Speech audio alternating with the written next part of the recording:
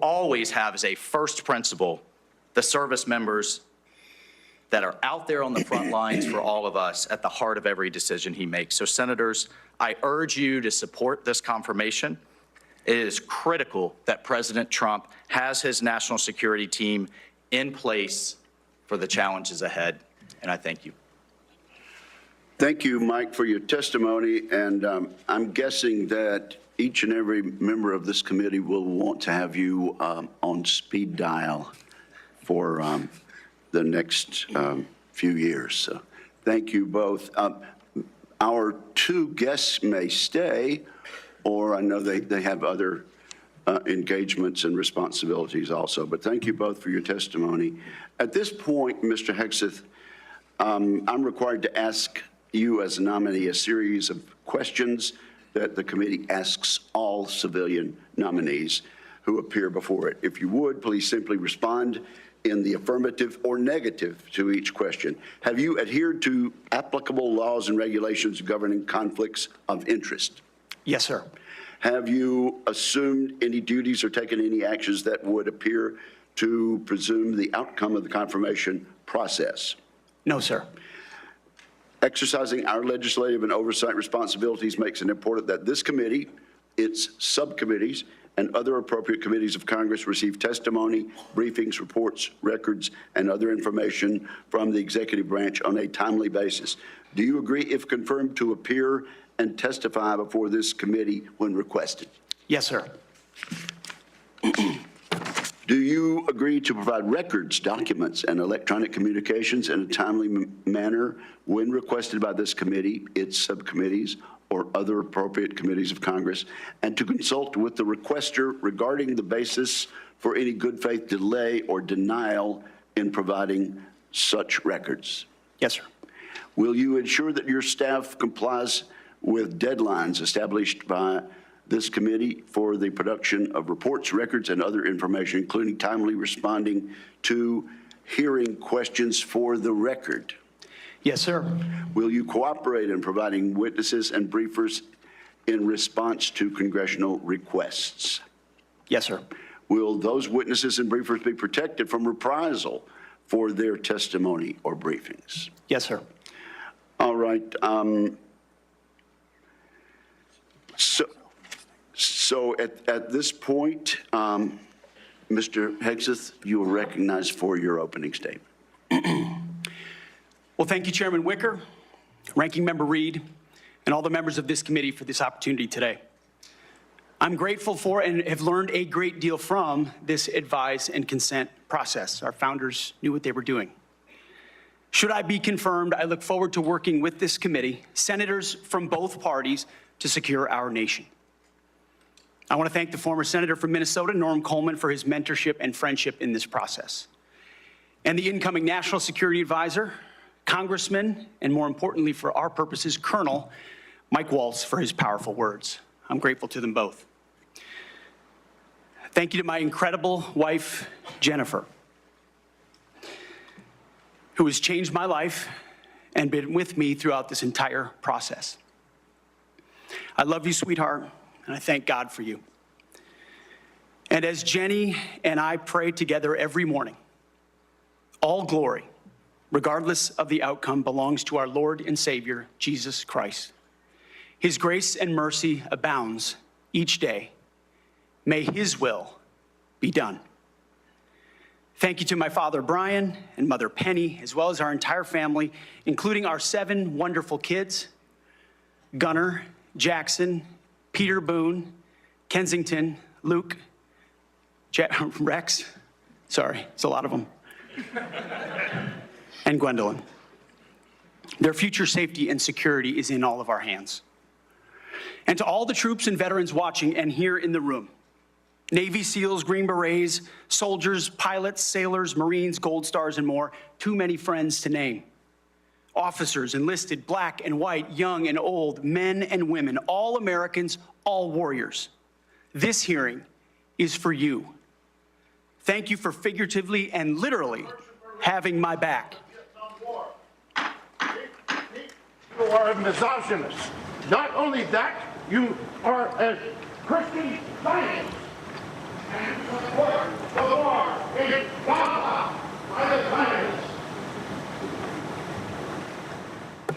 I want to thank the authorities for their swift reaction to that outburst and state that similar interruptions will be treated in like manner.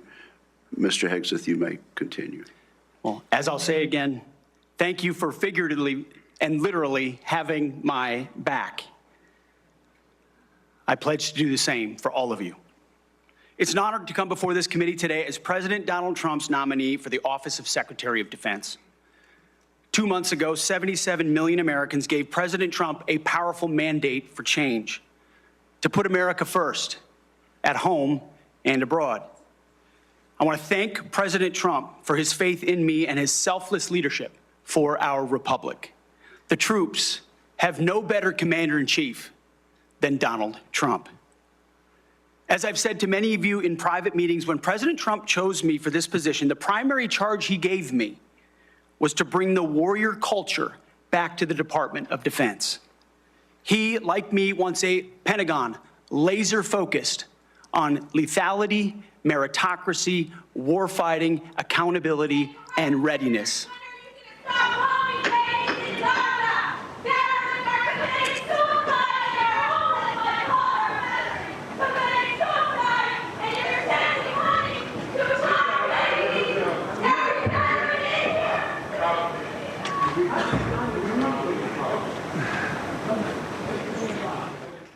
You may continue, sir. Returning the Pentagon back to warfighting, that's it. That's my job. Mr. Hegseth, suspend your remarks. Let me just say this. The Capitol Police are going to remove immediately individuals that are disrupting the hearing. I see a pattern attempted to be inflicted on the committee, and we're simply not going to tolerate that. You may proceed. To bring back warfighting, if confirmed, I'm going to work with President Trump and this committee to, one, restore the warrior ethos to the Pentagon and throughout our fighting force. In doing so, we will reestablish trust in our military, addressing the recruiting crisis, the retention crisis, and readiness crisis in our ranks.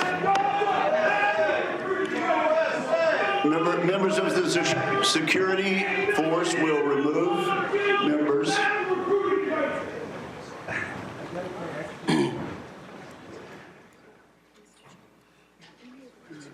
Mr. Hegseth, you may.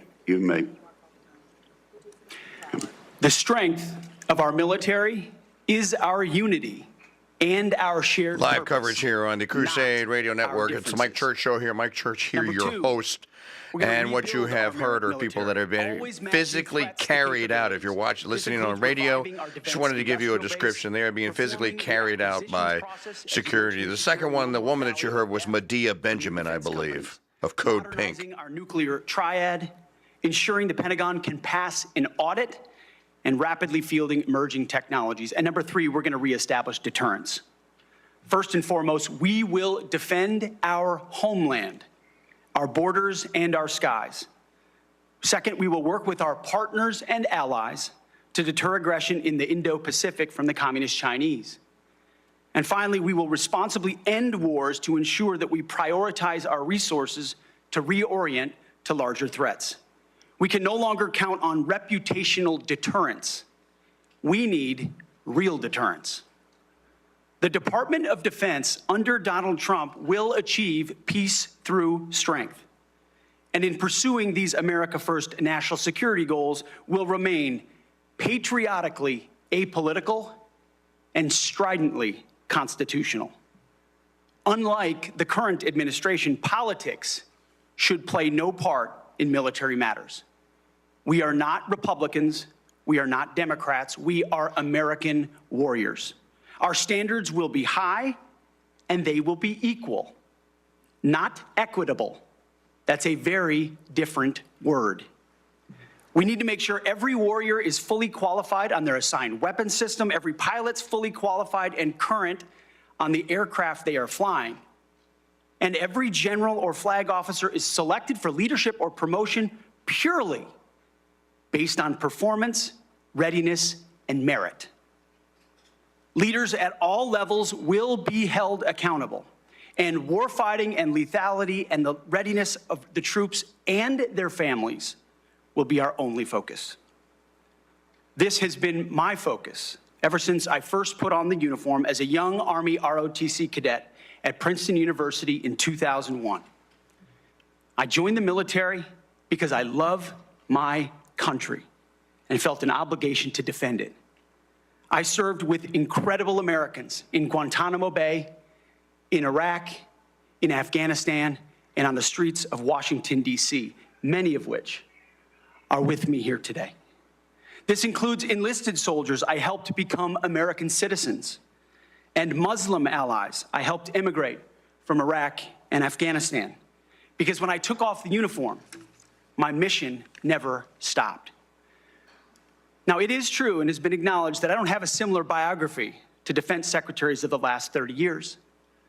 But as President Trump also told me, we've repeatedly placed people atop the Pentagon with supposedly the right credentials, whether they are retired generals, academics, or defense contractor executives. And where has it gotten us? He believes, and I humbly agree, that it's time to give someone with dust on his boots the helm. A change agent, someone with no vested interest in certain companies or specific programs or approved narratives. My only special interest is the warfighter. Deterring wars, and if called upon, winning wars by ensuring our warriors never enter a fair fight. We let them win, and we bring them home. Like many of my generation, I've been there. I've led troops in combat. I've been on patrol for days. I've pulled a trigger down range, heard bullets whiz by, flex-cuffed insurgents, called in close air support, led medevacs, dodged IEDs, pulled out dead bodies, and knelt before a battlefield cross. This is not academic for me. This is my life. I led then, and I will lead now. Ask anyone who's ever worked for me or with me. I know what I don't know. My success as a leader, and I very much look forward to discussing my organization's successes at Vets for Freedom and Concerned Veterans for America. I'm incredibly proud of the work that we've done. But my success as a leader has always been setting a clear vision, hiring people smarter and more capable than me, empowering them to succeed, holding everyone accountable, and driving toward clear metrics. Build the plan, work the plan, and then work harder than everyone else around you. I've sworn an oath to the Constitution before, and if confirmed, I will proudly do it again. This time, for the most important deployment of my life. I pledge to be a faithful partner to this committee, taking input and respecting oversight. We share the same goals: a ready, lethal military, the health and well-being of our troops, and a strong and secure America. Thank you for the time, and I look forward to your questions. Thank you very much, Mr. Hegseth. Before we begin with member questions, I would like to remind my colleagues that, consistent with the bipartisan staff agreement from December, and in concert with exactly how this committee dealt with the last Secretary of Defense nominee, each member will be recognized for one round of 7 minutes to question the nominee. Out of respect for the time of all members of this committee, the time limits will be tightly enforced. We've now been here 45 minutes, and I think we've done very well with the time. But at this point, I will begin my questioning of the nominee. Mr. Hegseth, you and your family have endured criticism of your nomination since it was announced in November. Let's get into this allegation about... You're listening to live coverage of the nomination hearing for Secretary of Defense of Pete Hegseth in the Senate Armed Forces Committee chair. You're listening to Mr. Wicker speaking right now. Of course, you heard Pete Hegseth earlier here on the Crusade Radio Network. Again, if you're watching this on our YouTube stream and you are a guest, please subscribe to the channel. And thank you very much. You can join our live chat room at crusadechannel.com/chat as well. Mr. Chairman, thank you for that opportunity. You are correct. We undertook this responsibility with an obligation to the troops to do right by them for our warfighters. And what became very evident to us from the beginning, there was a coordinated smear campaign orchestrated in the media against us. That was clear from moment one. And what we knew is that it wasn't about me. Most of it was about President Donald Trump, who's had to endure the very same thing for much longer amounts of time. And he endured it in incredibly strong ways. So we, in some ways, knew it was coming. We didn't understand the depth of the dishonesty that would come with it. So from story after story in the media, left-wing media, we saw anonymous source after anonymous source based on second or third-hand accounts. And time again, stories would come out, and people would reach out to me and say, you know, I've spoken to this reporter about who you really are, and I was willing to go on the record. But they didn't print my quote. They didn't print any of my quotes. Or, I've worked with you for 10 years, or I was your accountant, or I was your chief operating officer, or I was your board member, or I was with you on 100 different tour stops for Concerned Veterans for America. No one called me. No one asked about your conduct on the record or off the record. Instead, a small handful of anonymous sources were allowed to drive a smear campaign, an agenda about me, because our left-wing media in America today, sadly, doesn't care about the truth. All they were out to do, Mr. Chairman, was to destroy me. And why do they want to destroy me? Because I'm a change agent and a threat to them, because Donald Trump was willing to choose me, to empower me, to bring the Defense Department back to what it really should be, which is warfighting. So I'm willing to endure these attacks, but what I will do is stand up for the truth and for my reputation. False attacks, anonymous attacks, repeated ad nauseum, printed as nauseum, as facts.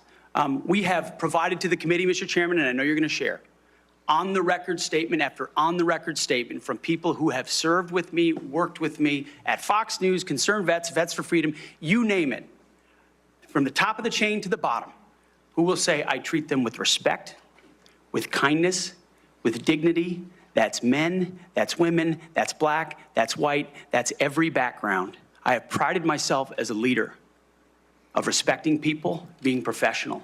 That is the balance of mine. I'm not a perfect person, as has been acknowledged. Saved by the grace of God, by Jesus and Jenny. I'm not a perfect person, but redemption is real. And God forged me in ways that I know I'm prepared for.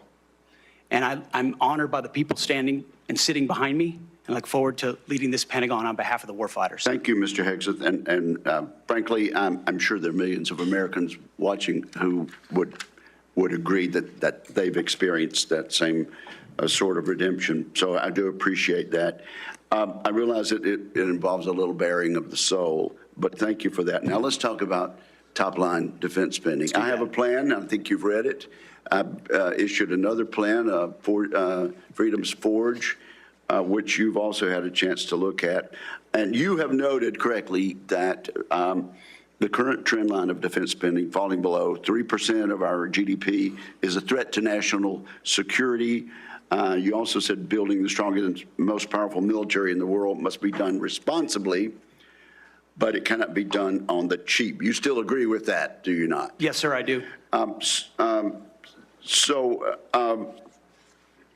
Tell us what you think about, particularly about my plan to make the Defense Department less bureaucratic, less top-heavy, cut out some of the bureaucracy and layers, make it more friendly to startups and to new ideas, contained in my 20 or so page white paper, Defending Freedom's Forge.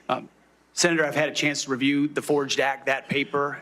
Those are precisely the kinds of ideas that need to be pursued. And I look forward to working with this committee to ensure we cut the red tape, we incentivize innovation, we rebuild the defense industrial base, cut out the bureaucracy, all the things that are preventing the platforms and the tools from getting rapidly from our great defense companies here that should, and those that want to compete, into the hands of warfighters. But past is prologue on this, sir.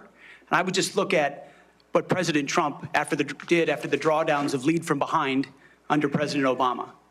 President Trump rebuilt our military. He didn't start wars, he ended them, and he didn't allow wars to start on his watch. We've had the same kind of defense cuts under the Biden administration. And so, look, I would present to the committee the reputation of President Donald Trump and me coming alongside him to ensure we have peace through strength by rebuilding our military, investing as necessary. Going under 3%, Mr. Chairman, is very dangerous. Okay, we got 45 seconds. Tell us, in that point, get us started at least talking about deterring China and the Indo-Pacific. It starts with priorities. The 2017 National Defense Strategy was the first step in reorienting away from simply entanglement in the Middle East, which our generation knows a lot about, and reorienting the behemoth that is the Pentagon toward new priorities, specifically the Indo-Pacific.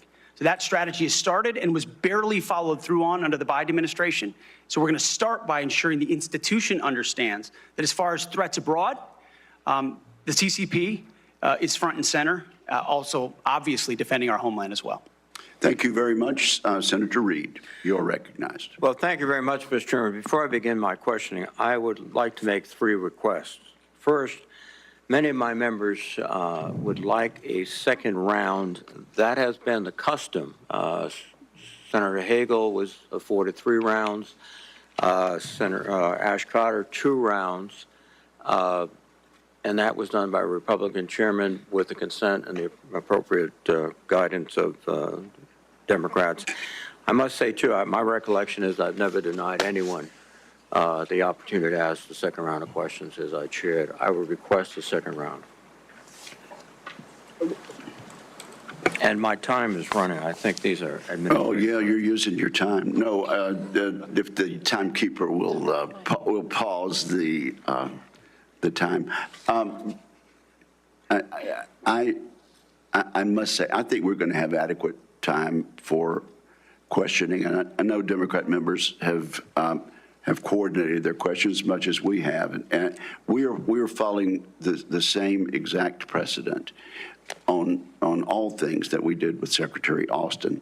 So I respectfully understand what you're saying, but I think we have an agreement. It's been known for quite some time, and I intend to stick with that agreement which we made last December. What is your second request? Second, as been publicly reported, you and I have both seen the FBI background investigation of Mr. Hegseth, and I want to say for the record, I believe the investigation was insufficient, frankly. There are still FBI obligations to talk to people. They have not had access to the forensic audit, which I referenced to, and the person who had access to was quite critical of Mr. Hegseth. And I think people on both sides have suggested that they get the report. I know your colleagues have asked for it. Senator Thune assured me personally that he thought it was an appropriate idea. So I would ask, and I would say, too, as a precedent, one of President Trump's appointees had similar, very complicated personal issues. The report was made available to all the members of the committee. We would be following precedent, and I ask that that be made possible. Again, there's been much discussion about this, and what I intend to do is follow the exact precedent that we've had for the last 2 hearings with regard to secretaries of defense. Not only Secretary Austin, but Secretary Mattis 8 years ago. And that was for the chair and the ranking member to see the report. And so that is my intention as chair of this committee. Finally, Mr. Chairman, I have several letters that I would include for the record. One from Count Every Hero, which is an organization of retired 4-star generals and former secretaries of defense that is critical of the proposed purge panels. One from an organization for domestic violence. One for a Council on American Relations. And also several letters that raise questions. I would ask they be submitted for the record. Without objection, they will be submitted. And Mr. Reed, your time has now expired. Just kidding. You're recognized for 7 minutes. Thank you. You're a very understanding chairman. I like that. I like that. Ms. Hegseth, you've written, and it's quote, "Oh yeah, and fire any general who hasn't carried water for Obama and Biden's extra constitutional and agenda-driven transformation for our military. Clean house and start over." It's come to my attention that current serving military personnel have received emails threatening them with being fired for supporting the current DOD policies. One mail that By the was way, sent on from January military 19, officer with the 2021, Secretary of Defense Lloyd Austin was questioned for 3 hours and 40 minutes in its entirety, and then he was confirmed 97-0. Just to clarify on how long they subjected their nominee to questioning, 3 hours and 40 minutes. It's Mike Church here with you on the Crusade Radio Network covering the live confirmation hearing of Pete Hegseth. If you're watching on the YouTube channel, please subscribe to the channel. Otherwise, go to our chat room, crusadechannel.com/chat, for your commentary. Now, I want to remind everyone that these policies that are being referred to date back decades, to the 1940s and 50s, with respect to racial discrimination particularly, and administrations of both parties, including the Trump administration and their first party, caused those policies to be enforced. Mr. Hegseth, are you aware of these emails being sent to officers? Senator, you mentioned the word accountability, which is something we have not had for the last 4 years. Are you aware of these messages being sent to officers? Certainly, I'm not aware of that. It's not one of my efforts, but there's been no accountability for the disaster of the withdrawal in Afghanistan. And that's precisely why we're here today. Excuse me. Is that leadership has been unwilling to take accountability. It's the time to restore that to our most senior ranks. You've written publicly that DI policy is a distraction and have military personnel walking on eggshells. Do you believe that emails like that are essentially threatening both a serving officer and a spouse and claiming that they'll lose their pension will have a distraction and detract from the lethality? Senator, you mentioned the 40s and 50s, and you're precisely right. The military was a forerunner in courageous racial integration in ways no other institutions were willing to do. I served with men and women of all backgrounds because of the courage of people decades and decades ago. Incredibly important. However, the DEI policies of today are not the same as what happened back then. They're dividing troops inside formations, causing commanders to walk on eggshells, not putting meritocracy first. That's the indictment that's made by those serving right now. Excuse me. And why we're having this conversation. All of your public comments don't talk about meritocracy. They talk about liberal democratic efforts that are destroying the military, that those people are our enemies. That's not meritocracy.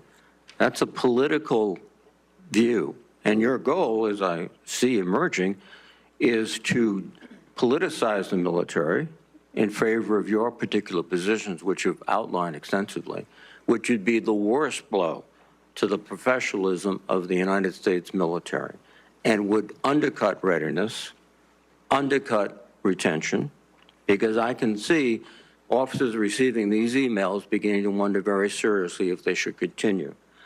Let me change subject for a moment here. You've been instrumental in securing pardons for several convicted war criminals. In at least 2 of these cases, the military personnel who served in combat with these convicted service members were not supportive of the pardons. They did their duty as soldiers to report war crimes.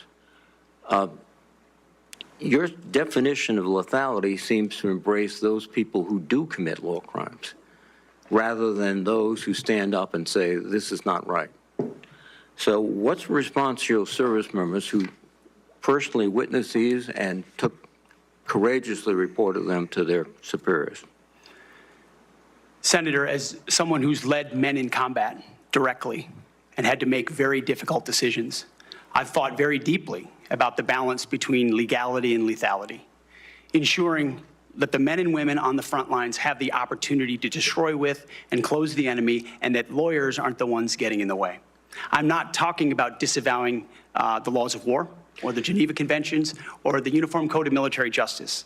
Sir, I'm talking about restrictive rules of engagement that these men and women behind me understand they've lived with on the battlefield, which has made it more difficult to defeat our enemies. In many of the cases you're talking about in particular, sir, there was evidence withheld, there was prosecutorial misconduct, and as someone who looks case by case and defaults to the warfighter, to the men and women with dust on their boots, not the second guessers in air-conditioned offices in Washington, D.C. Excuse me. I look case by case and was proud to work with President Trump to understand those cases and ensure that our warriors are always looked out for. Those cases were adjudicated by who? People in Washington or fellow non-commissioned officers who had also served, sacrificed, and believed in the ethic of the military? Who were the court-martial? Senator, in multiple cases, they were actually acquitted, but charges lingered. Yes, regardless of where those competing authorities were, yes, sir. Some were, but others were convicted, and you asked for pardon. That's the only reason you asked for pardon, because they were convicted. But the other factor, too, is you've already disparaged in writing the Geneva Convention, the rules of law, all of these things. How will you be able to effectively lead a military in which one of the principal elements is discipline, respect for lawful authority? You have made statements to your platoon after being briefed by a JAG officer. Well, by the way, would you explain what a JAG-off is? I don't think I need to, sir, Why not? because the men and women watching understand. Well, perhaps some of my colleagues don't understand. It would be a JAG officer who puts his or her own priorities in front of the warfighters. Their promotions, their medals, in front of having the backs of those who are making the tough calls on the front lines. Thank you, Senator Reid. Interesting. Thank you, Senator Thank you Reid. very much. Senator Fisher. Thank you, Mr. Chairman, and welcome, Mr. Hegseth, to you and to your family. Thank you for the meeting that we had. We talked about a number of things. First and foremost was that nuclear weapons are foundational to our national defense, and having a safe, effective, and credible nuclear deterrent underpins our alliances, and as you know, it deters our adversaries. Nuclear deterrence has been, and you. By the way, Mike Church here with you on our live coverage of the Hegseth confirmation hearing. I must say that I do not believe that Senator Reid thought that Pete Hegseth was going to turn JAG off into JAG officer. Score 1, Hegseth, Reid 0.0. Back to Mrs. Fisher, Deb Fisher of Nebraska, who is now doing the questioning here, live on the Crusade Radio Network. Sir, do you believe and agree with President Trump's 2018 nuclear posture review that preventing adversary nuclear attacks is, quote, the highest priority of the United States? Senator, yes, I do. If confirmed, will you commit to supporting all three legs of the nuclear triad and to using every tool available to deliver these systems on schedule? Senator, yes, I do, because ultimately our deterrence, our survival is reliant upon the capability, the perception, and the reality of the capability of our nuclear triad. We have to invest in its modernization for the defense of our nation. While former secretaries of defense have stated that nuclear deterrence is the highest priority, we haven't really seen that translated into budget requests or using the tools like the Defense Production Act. You've spoken about increasing lethality. You've spoken about getting programs done faster.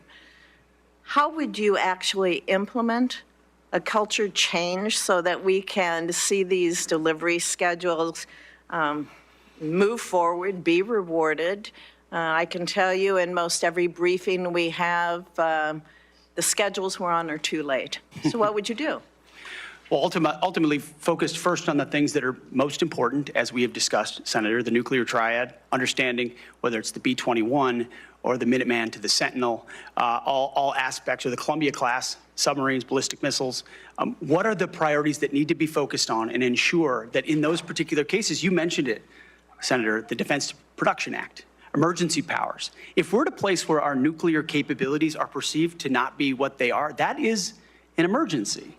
And we have an ally in our incoming commander-in-chief, in President Donald Trump, who has spoken about these things, understands the power and strength of nuclear deterrence, will not allow them to be It's the existential deprioritized. threat. It's the existential threat to this nation. How do you change the culture? It's not just the Production Act that's going to be able to do it. How are you going to move forward faster?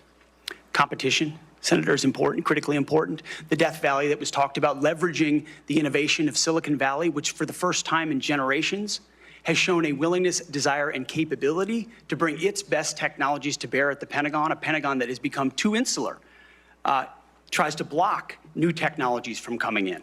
So we have to embrace that, there's some great Office of Strategic Capital, DIU initiatives that provide loans to companies to participate, because you have to invest in the defense industrial base for the longer term projects. We have the capability, the missiles and the munitions, but also to rapidly field emerging technologies that we need on the battlefield right now. So as we learn things, say in the war in Ukraine, those technologies, as we look at threats we're going to face, find ways to rapidly field those using off-the-shelf technologies or standard designs, modular designs. Another easy one, Senator, that became evident in the process is digital designs. The Pentagon often builds entire systems without first using a digital design. Okay. Which means you build prototypes and then scrap them and start over again. No private sector business could survive doing business that way. So there's a lot of innovation, and I'm going to hire a lot of smart people, already have, to help with that. In the 2025 NDAA, it was established to a new position, the Assistant Secretary of Defense for Nuclear Deterrence, Chemical and Biological Defense Policy and Programs. And that was established so we could cut through a lot of the bureaucratic stovepipes that we see in the office of the Secretary of Defense. If confirmed, will you direct the Department of Defense components to expeditiously implement this reform? It sounds great. I would want to look directly at exactly what that reform is. It is I great. take your word that it's great, Senator. I will review it robustly, and I look forward to implementing it. Okay, thank you.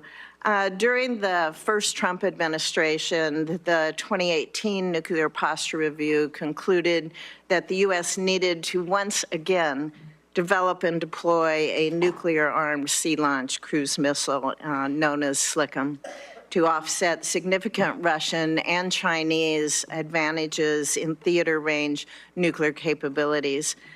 Since then, Congress, on a strong bipartisan basis, has directed the Navy and the National Nuclear Security Administration to continue this effort. Do you support the SLCM program?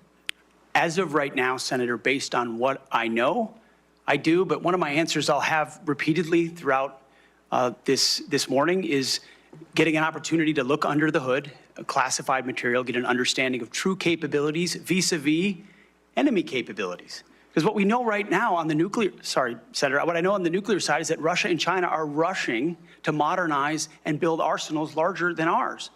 We need to match threats to capabilities, and the systems we elevate will be tied to whether those capabilities are needed based on the adversaries we face. Would you ensure that this program is executed according to law? Absolutely. Absolutely, Senator. What, short here, what is your plan to revitalize the industrial base in this country? Needs to be real short. Real short. Serious investment targeted at systems that we truly need, by also incentivizing competition and laser focus from the OSD, from the Office of Secretary of Defense, to all the particular strategic initiatives to revive them so it's not just one system, it's multiple systems. You may want to expand on that on the record. At this point, Thank you. my colleagues, I would ask unanimous consent to enter. Mike into the Church here with record. you. Mike Church Show covering live the confirmation hearing of Pete Hegseth. Folks, we do this every day, and we'll do this for all the confirmation hearings coming up. You can count on the Crusade Radio Network and the Mike Church Show to be here for you. I would say that in the early going here that Pete Hegseth is ever prepared. He's knowledgeable. He's cool under fire. He has answers in his head to the technical questions that are being asked. And I expect more jag-off questions from members of the Democrats, like Shaheen from New Hampshire, who is now up. How did New Hampshire get 2, not 1, but 2 Democrats? Live free or die state? Come on, man. The first Trump administration. Every one of those nominees met with me and my Democratic colleagues on this committee before the hearing. So, as you can imagine, I was disappointed when no one ever followed up. When we followed up with your office, you were not able to meet. Do you understand that if you're confirmed to be Secretary of Defense, that you will have a responsibility to meet with all members of this committee, not just Republicans?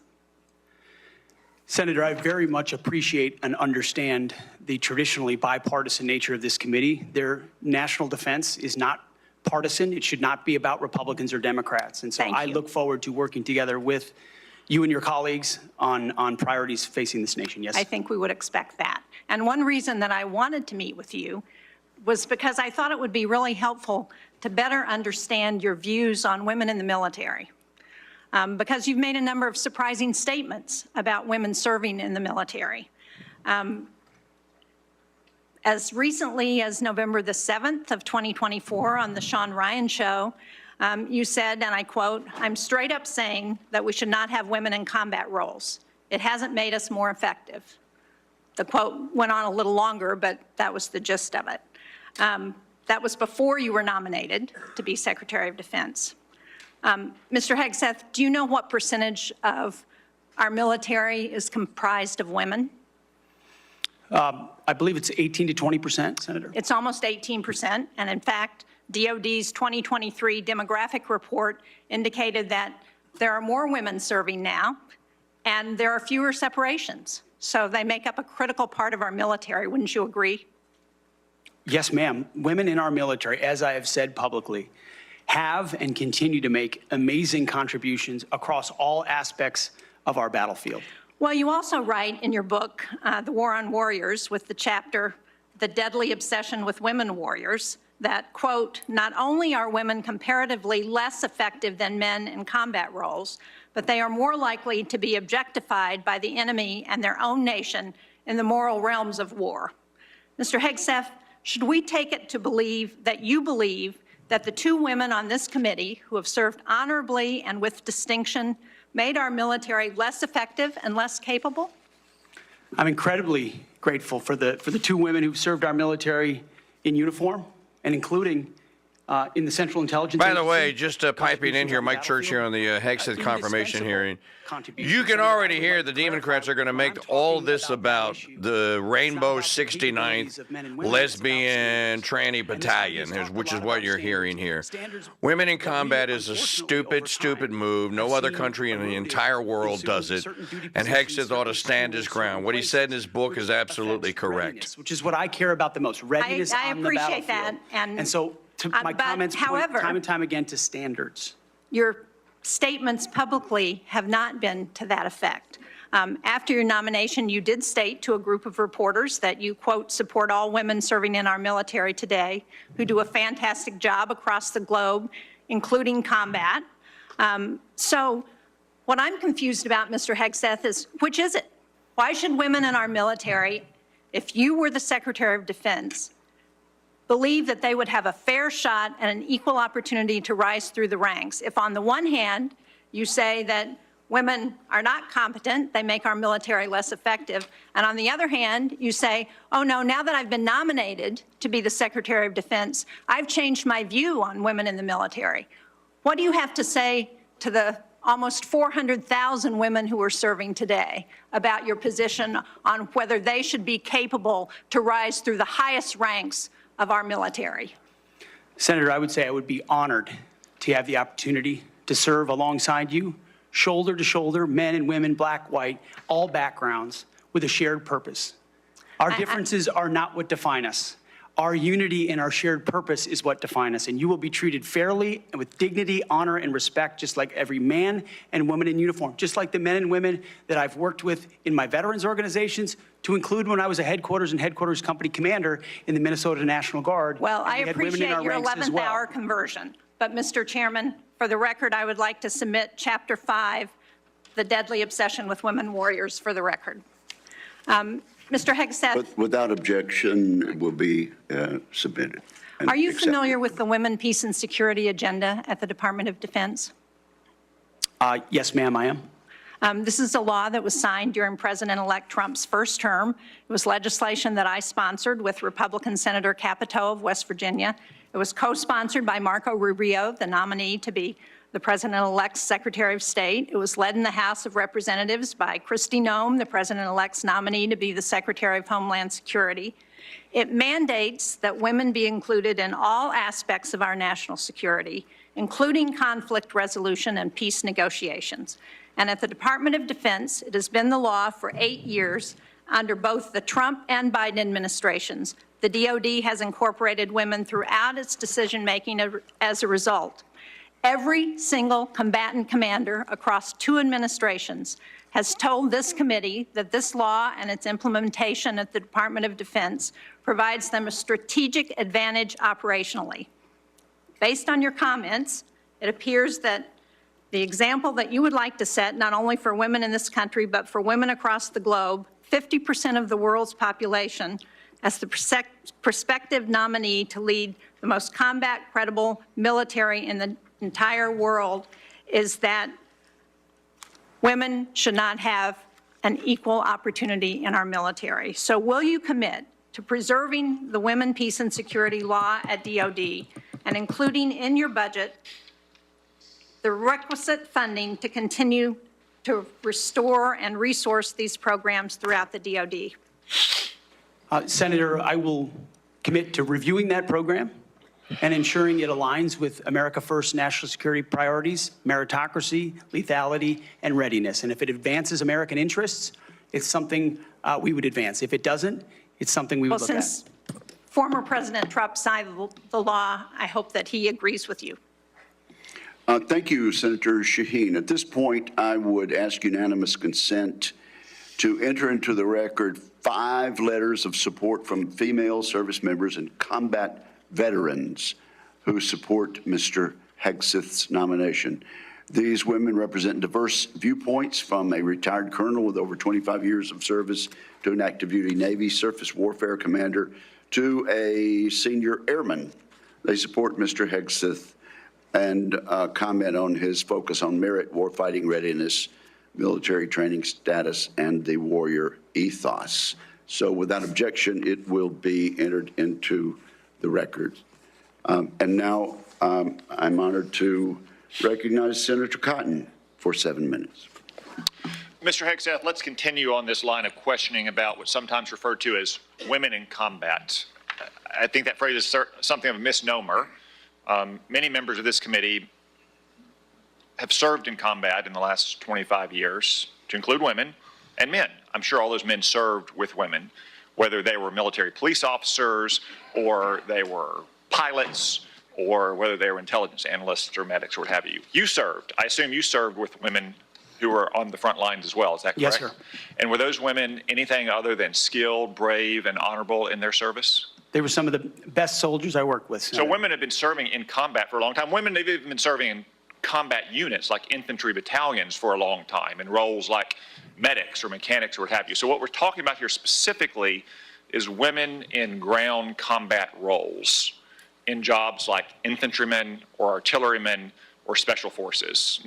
Until about 10 years ago, that wasn't the case. Under Secretary Panetta, those roles were opened up to women to serve in.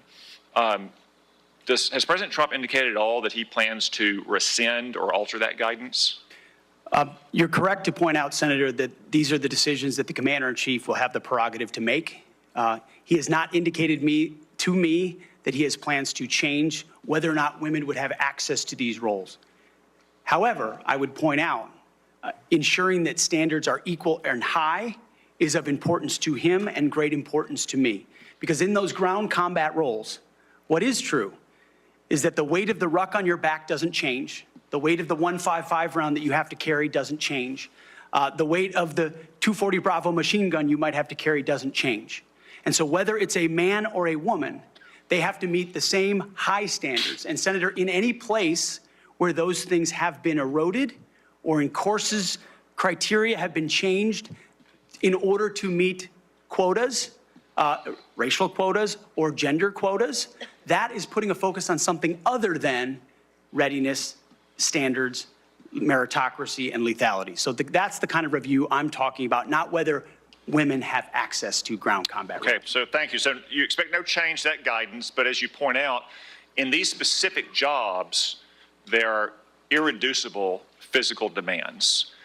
We expect our intelligence analysts and our mechanics to be physically fit in the military, but it's different when you're in the infantry or the artillery. You just mentioned a few things. Let me point it out.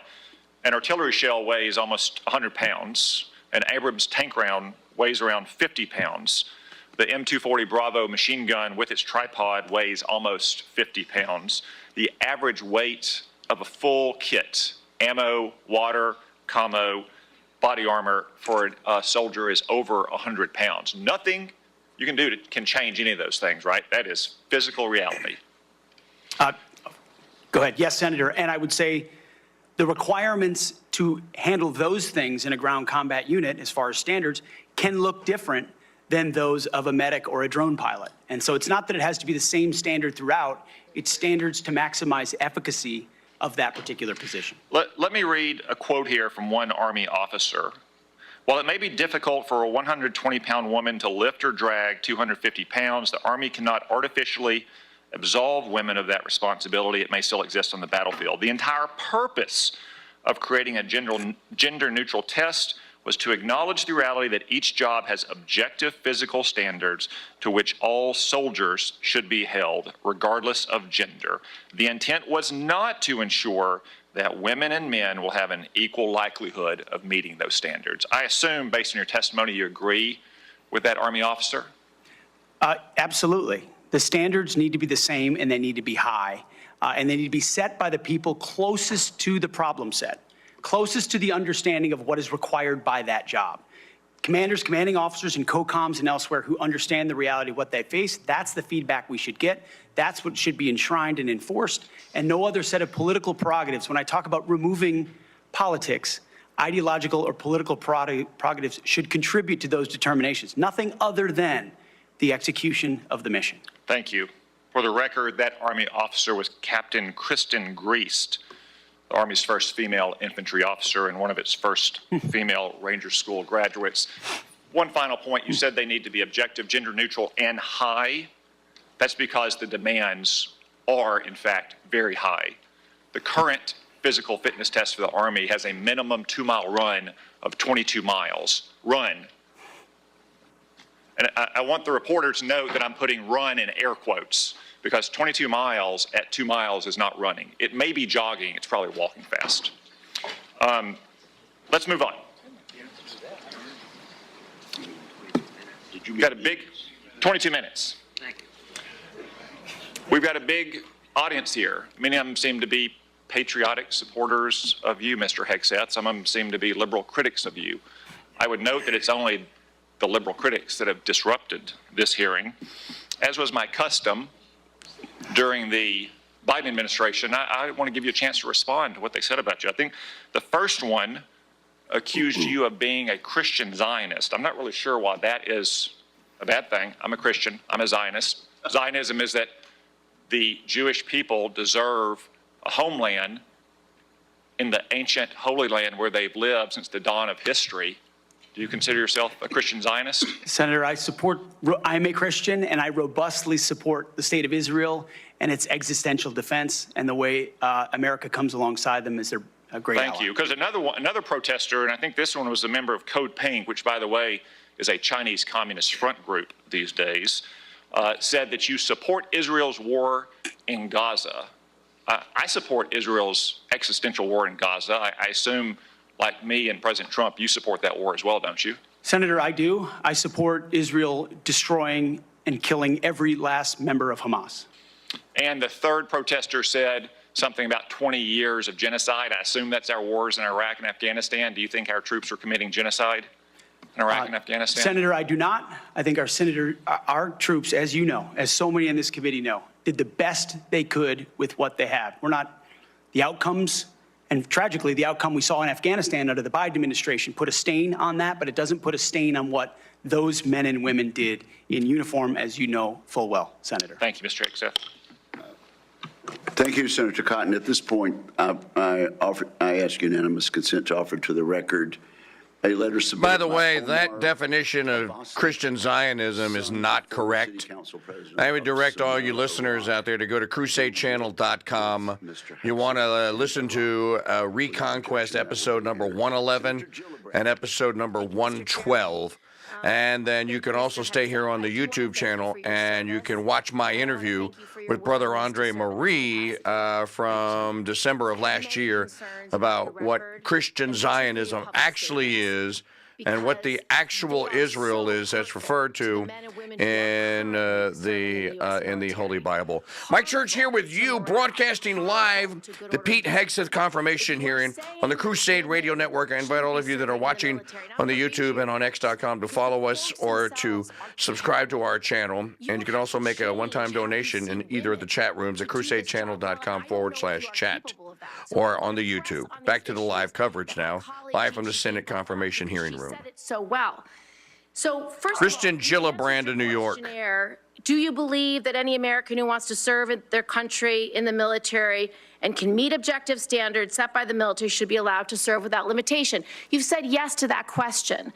But then in all of these other circumstances, you've denigrated active duty service members. We have hundreds of women who are currently in the infantry, lethal members of our military serving in the infantry, but you degrade them. You say, we need moms, but not in the military, especially in combat units.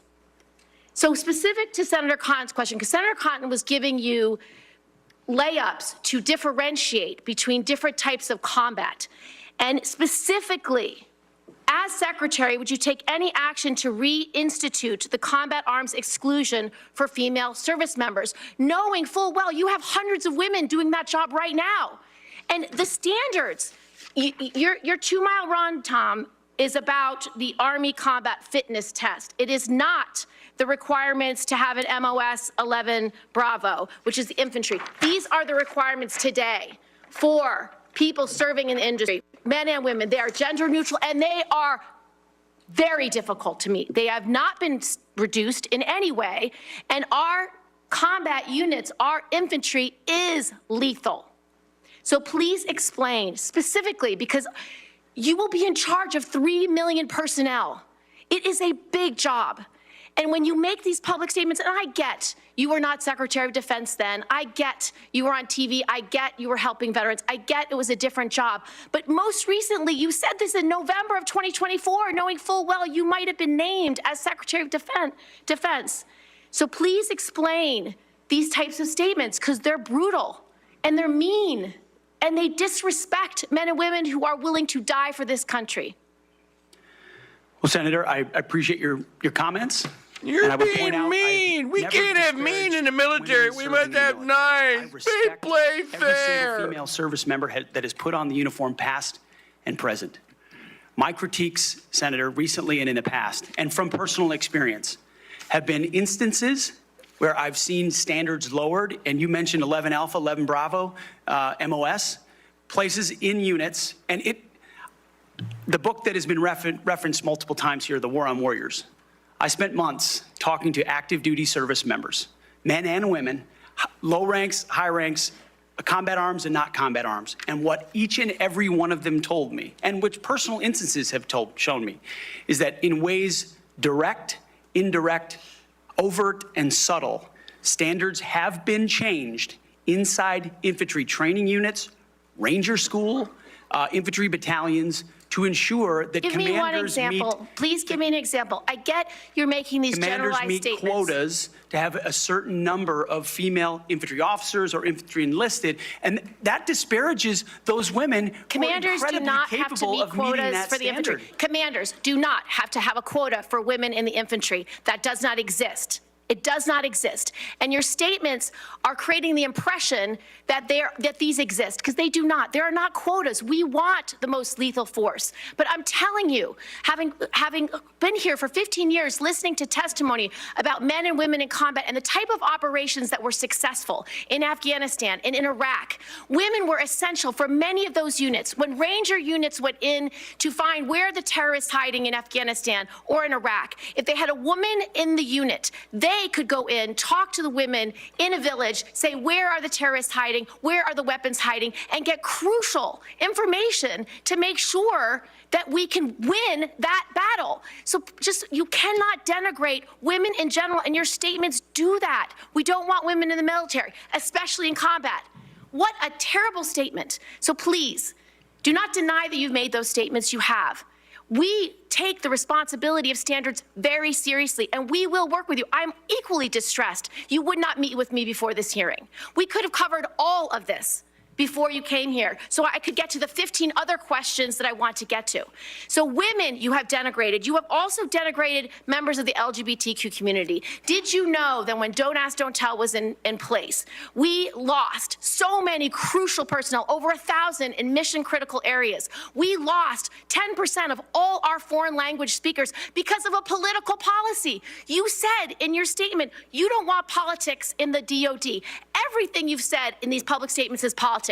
I don't want women. I don't want moms. What's wrong with a mom, by the way? Once you have babies, you therefore are no longer able to be lethal? I mean, you're basically saying women after they... What kind of a sick, twisted bitch wants mothers It's a silly thing to say. to die behind enemy lines in combat? What the F is wrong with these people? To denigrate LGBTQ service I members stand with is everything that Hegseth has ever said. Any man out there that's watching or listening to this that wants your wife or your brother's wife or your aunt to die in combat when there's a perfectly capable man that could do it, there's something wrong with you, I don't yo. know why someone having to publicly say or not publicly say who they love is social engineering. I think having that policy in the first place was highly problematic. And as you said in your statement, do you agree anybody should be able to serve in the military if they meet the standards?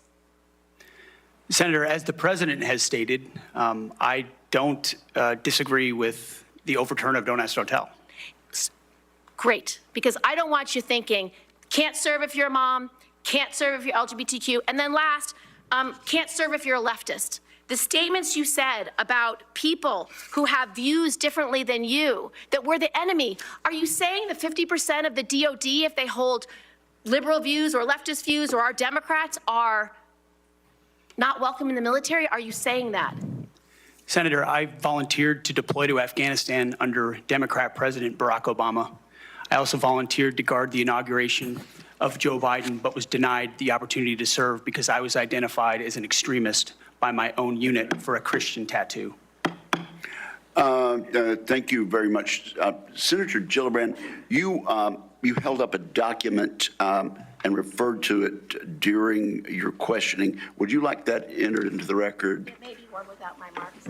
Okay, yeah, okay, we'll delete. We'll submit a clean Mike it. Churchill here on the Crusade Radio Network. You're listening to and watching the live confirmation hearing And I would like to enter into the record. of Pete Hegseth for Secretary of Defense. You just heard Kristen Gillibrand of New York make a, after watching that, would you want someone like Kristen Gillibrand in your military unit? Not unless you needed someone to actually go and yell at the enemy. Our live coverage continues here. We invite those of you who are guests to subscribe to the YouTube channel. Those of you watching on X to follow me at The King Dude on YouTube. And now we will continue live with this coverage all day long here on your home for, look, when news breaks out, Mike Church Show breaks in. Back to the live hearing here, the confirmation hearing of Secretary Pete Hegseth for Secretary of Defense. You know as well as anyone that it's not just the man that enters the arena, but it's the entire family who also works their way through this process as well. I appreciated our meeting with you and with your wife, Jennifer, this last month. I thought that we had an excellent conversation, and I appreciate your statement and your answers to the advanced policy questions, especially your desire to bring a renewed focus on warfighting and lethality back to the Pentagon. I also respect and I appreciate my friend and colleague, Senator Gillibrand, and some of her questions, and I know that she had a number of them in there. You had an opportunity to respond very briefly. Were there any other responses that you would like to make or clarifications that you would like to make before I move on to my questions? Senator, thank you very much for the opportunity to meet and for the question. I would also acknowledge you were mentioning female engagement teams, which have shown a great deal of success on the battlefield. It would be and universally acknowledged as such. I've been in Iraqi homes where the language and gender barrier was real, and the ability to have someone there to help in that process would be a massive accelerant in mission success. So I recognize that reality. I also recognize that female engagement teams assigned to a SEAL team or a Green Beret team meet different standards also, which is okay because of the duty positions involved in that job. As far as politics, Senator, it has been the joy of my life to lead men and women in military outfits. When you're in combat or in training, there's a lot of conversations that happen. And you start to realize that a lot of people you're serving with share your political ideas or they don't. You find out there's Republicans, there's Democrats, there's Libertarians, there's Independents, there's Vegetarians, everything in between. None of that matters. It never mattered in how I led men and women, how I interacted with them, what missions we undertook. Politics has nothing to do with the battlefield, which is why President Trump has asked me to say, let's make sure all of that comes out. This is about warfighting capability, setting standards high, and making sure we give our boys, our men and women, everything they need to be successful on the battlefield. So politics can play no part in that, and I look forward to infusing that, as we always have inside our units. I appreciate you making that very clear. And one of the areas that we want to do our best is to provide for the equipment and the technical capabilities so that no young man or woman enters into a battle as a fair fight, and that they always have the advantage. Those are the types of questions that I'd like to get into right now, and I want to start by talking about something that sometimes gets a little bit into the weeds, but I think it's critical. Mr. Hegseth, from what I've heard from 24 senior DOD officials in hearings over the last 2 years, including the Secretary of Defense, every service chief, and 8 combatant commanders, is that sharing the portion of the spectrum, and this is in the weeds, I know, but I'm going to ask it to get it on the record, the 3.1 to 3.5 gigahertz band would have extremely serious consequences and very costly consequences on our warfighting capabilities. In fact, the Department of the Navy alone has estimated that relocating their systems to a different part of the spectrum band would cost them $250 billion. That's just for the destroyers that defend our coasts with the radars that they have in them. If confirmed, what will you do to make sure that the Department of Defense can maintain its access to and the use and to be able to maneuver within the electromagnetic spectrum at home and abroad? And would you be willing to literally go to the mat with the interagency to protect warfighter requirements for the use of the spectrum? Well, Senator, thank you for the question. And my job, in part, will be to go to the mat when necessary for things I believe are an absolute requirement for the Department of Defense and the men and women in uniform. There's no doubt about that.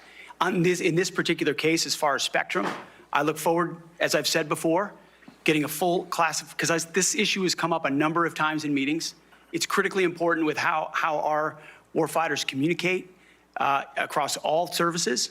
So I'm going to get a classified briefing immediately about what that would, how it would impact the spectrum if it were to allow other companies or it to be Rest assured, China would love to have our ability to use that part of the spectrum restricted. They would love that. Absolutely right. And so I will go in with eyes only toward ensuring we have the capabilities we need and there's no disruption when I take that brief. Thank you. In your advanced policy questions, you recognize a cooperative approach by China, Russia, Iran, and North Korea to undermine U.S. influence around the world. As you point out, aggression by any one actor would be an opportunity for others to engage the U.S. on multiple fronts along the continuum of the conflict.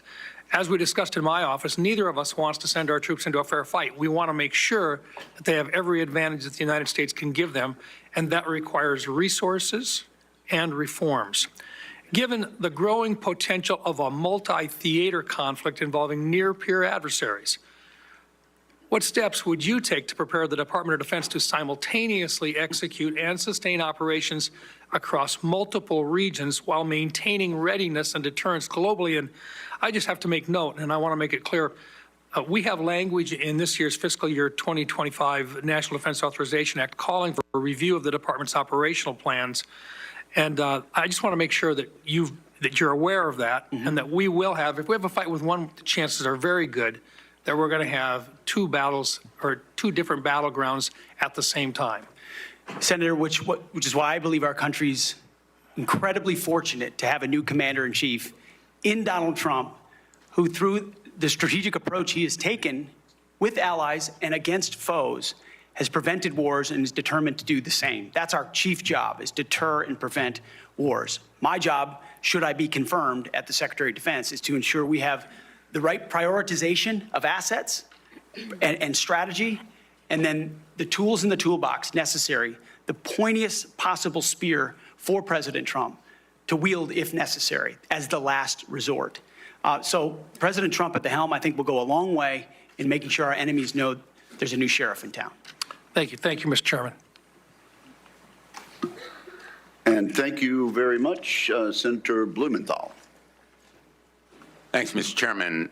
Thank you for having this hearing. Thank you for being here, Mr. Hegseth. And I want to join in expressing appreciation and respect for your service to our country. And thanks to all the veterans who are here today. And thank you for your service as the ranking member of the Veterans Affairs Committee. I hope we can focus on doing better for our veterans and doing better in management of the Department of Defense. There's always room for improvement.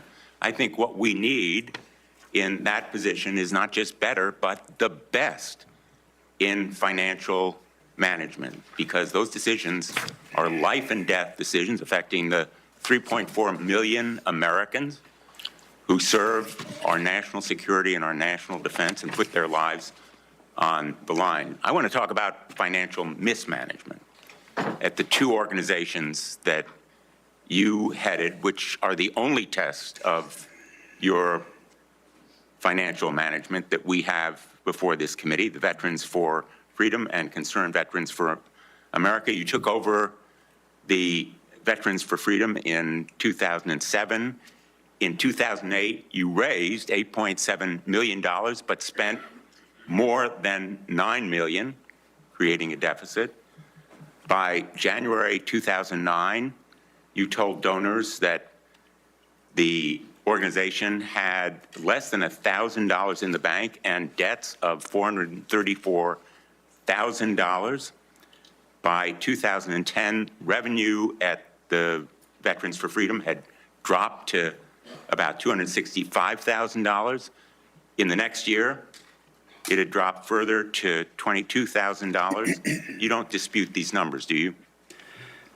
Senator, I'm extremely proud of the work me and my fellow vets did at Vets for Freedom.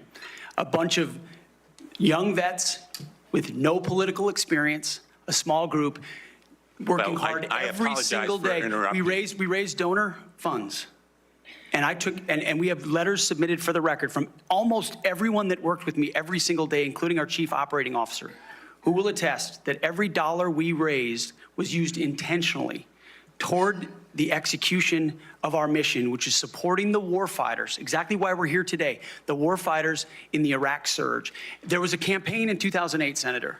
It was Barack Obama versus John McCain. Ask you another we believe question, John McCain would be the right person to win, and so we spent the tax returns from that organization. I'm glad they're for the record. I'm going to ask to be entered into the record, Mr. Chairman. Without objection. These tax returns are yours. They have your signature. And I'm going to ask that members of the committee review them because they're the only documents. I've asked for others. I've asked for the FBI report that would presumably document, it should have documented, this kind of financial mismanagement. And these are the 990s from that organization. By the year of 2011, donors had become so dissatisfied with that mismanagement, they, in effect, ousted you. They merged that organization with military families. A man that gets a vote on a $2 trillion per year deficit is sitting here squawking at the military guy who tried to raise funds for his brothers in arms and in combat here because they had a bad year of fundraising, and that this is an evidence of financial mismanagement. How anyone in this Congress can accuse anyone else of financial mismanagement is just a laugh 2011 festival waiting to happen. Mike Churchill here on the Crusade Radio Network live coverage of the Hegseth confirmation hearing. You're hearing the voice of draft dodging Rick Blumenthal. $428,000. You had a surplus the following year, but then another deficit of $437,000. By the time you left, that organization had deep debts, including credit card transaction debts of about $75,000. That isn't the kind of fiscal management we want at the Department of Defense. We can't tolerate it at the Department of Defense. That's an organization with a budget of $850 billion, not 10 or 15 million, which was the case at those two organizations. And it has command responsibility for 3.4 million Americans. The highest number that you managed in those two organizations was maybe 50 people. Let me ask you, how many men and women now serve in the United States Army? What is Sen's strength? Senator, I would like an opportunity to respond to I've asked you a impugning of question. my leadership of a veterans organization. Concerned Veterans for America, you're on the VA committee, sir, and I appreciate your service there. The VA Accountability Act and the Mission Act were all brainchilds of Concerned Veterans for America. We used our donor money very intentionally and focused to create policy that bettered the lives of veterans. Mr. Hegseth, I'm asking you a very simple question. How many men and women currently serve in the United States Army? Senator, the United States Army, 450,000 on active duty, sir. And how many in the Navy? And the Navy is 425, sir. Well, it's 337 this year. How many in the Marine Corps? 175,000, sir. 172,300. Those numbers dwarf any experience you had by many multiples. I don't believe that you can tell this committee or the people of America that you are qualified to lead them. I would support you as the spokesperson for the Pentagon. I don't dispute your communication skills, but I believe that we are entitled to the facts here. I've asked for more documents. I assume you'd be willing to submit to an expanded FBI background check that interviews your colleagues, accountants, ex-wives, former spouses, sexual assault survivors, and others, and enable them to... All right, folks, I have to jump in here because here we go. Documents and witnesses, witnesses and documents. Trump impeachment trial 2.0. You can see what they're teeing up here. Background checks. Thank you. You can. They're teeing it up here. I asked a question in our chat room and on the YouTube and the title in there. Are the Democrats going to Kavanaugh Hegseth? Well, if you just listen to draft dodging Dick Blumenthal, yeah, they're stalling right now because they're looking for a Christine Blasey, Blasey Ford to Kavanaugh Pete Hegseth. Live coverage here. Welcome aboard. Mike Churchill here on the Crusade Radio Network. Download our app, crusadechannel.com/ app. Back live to the hearing. You can chat with us in our Crusader Stadium chat room, a troll-free zone. Become a Founders Pass member today, crusadechannel.com/chat. New role with Concerned Veterans for America. Pete departed on good terms. Without objection, that will be added to the record. Senator Ernst, you are recognized for 7 minutes. Thank you, Mr. Chair, and I ask unanimous consent to enter into the record a letter submitted by Mr. Mark Lucas, who is a fellow Iowan and Iowa Army National Guard member. Mr. Lucas and I served together in the Iowa Army National Guard. He succeeded Pete Hegseth as Executive Director of Concerned Veterans for America. And in his letter, Mr. Lucas says that Mr. Hegseth, quote, laid a strong foundation that postured CVA for long-term success, end quote. And that Mr. Hegseth, quote, continued to be an invaluable asset to both me as a leader and the organization, end quote. So I would ask for unanimous consent to enter this Washington Times article and the letter from Mr. Mark Lucas into the record. Without objection. Okay, thank you, Mr. Chair. Good morning, Mr. Hegseth, and thank you very much. I appreciate your service to our nation. It's something that I know you are very proud of, and it is something that we have in common and that we share. You and I have had many productive conversations. And just for our audience, we have had very frank conversations. Is that correct, Mr. Hegseth? Senator, that is a correct characterization. You know that I don't keep anything hidden, pull no punches. My colleagues know that as well. So I do appreciate you sitting down and allowing me the opportunity to question you thoroughly on those issues that are of great importance to me. Just to recap those issues, 3 that are very important. One is the DOD and making sure that we have a clean audit. The second is women in combat, and we'll talk a little bit more about that in a moment. And the third was maintaining high standards and making sure that we are combating sexual assault in the military. Okay, so Mr. Hegseth, I'm going to address the issue because this will tie into some of the financial concerns that have been raised here as well. And it's why, you know, I, trusting my fellow Iowan, asked for unanimous consent of his letter to go into the record. But like me, a lot of Iowans are really concerned and upset about the wasteful Washington spending and of course, in our Pentagon. It's an issue that I have been combating for years.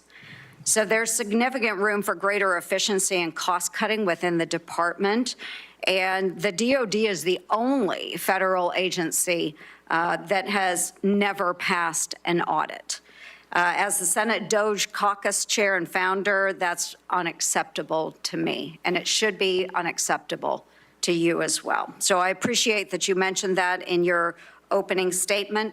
What are those steps that you will take to ensuring the Pentagon has a clean audit by the year 2028? Senator, I appreciate your work on this topic, which you've been involved in for a long time. You mentioned Concerned Veterans for America. I just want to clarify. We have very generous donors who set a very clear budget that we stuck to every single year. So the latitude there was restricted, and we worked very hard and diligently inside it. You've also been a leader on the Pentagon audit for a very long time. I think when we met, Senator, I said 2014 was the first year.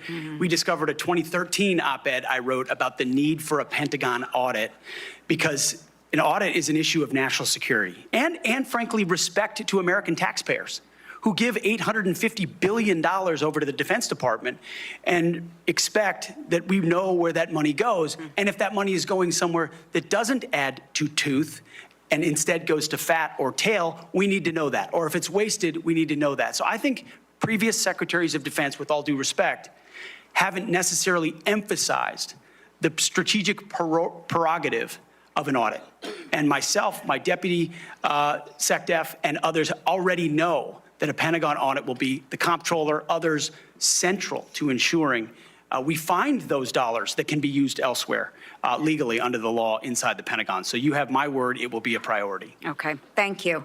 Okay, moving on to women in combat, and I had the privilege of serving in uniform for over 23 years between our Army Reserves and our Iowa Army National Guard.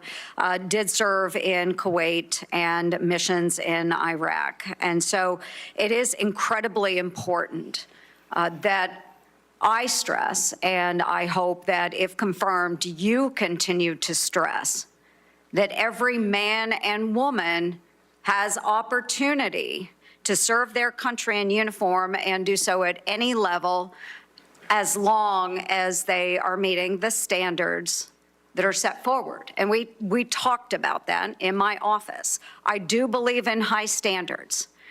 Now, I was denied the opportunity to serve in any combat role because I have a lot of gray hair. And the policy has changed since then, okay? So I've been around for quite a while.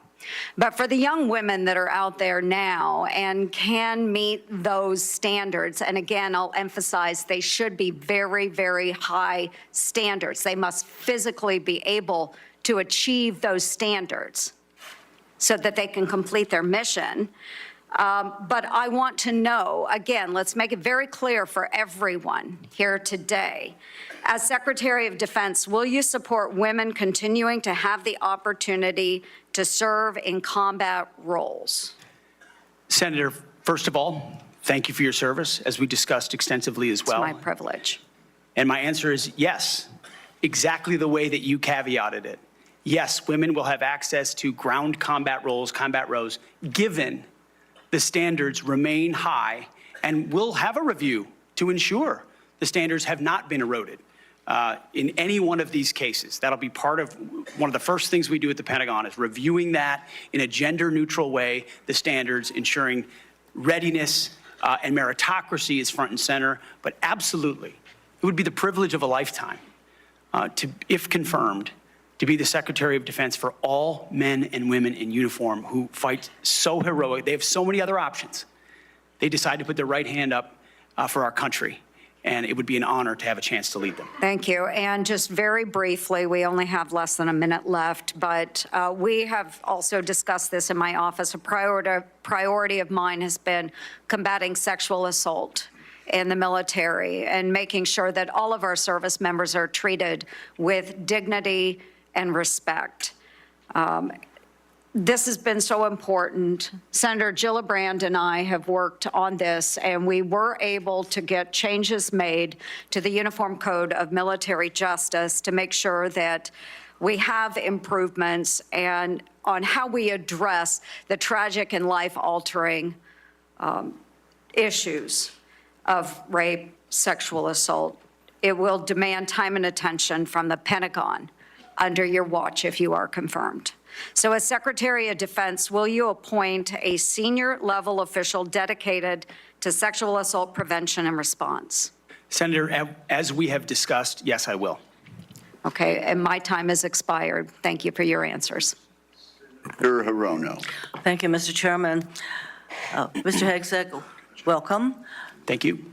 I am focused on your fitness to serve, including your character and temperament and your overall qualifications to do the job. And I do appreciate the comments of Ranking Member Reed with his concerns regarding your nomination, because I share those concerns. I want to know what your qualifications are to be a member of the United States Senate, ma'am. All nominees to come before any of the committees on which I sit, I ask the following two initial questions. First, since you became a legal adult, have you ever made unwanted requests for sexual favors or committed any verbal or physical harassment or assault of a sexual nature?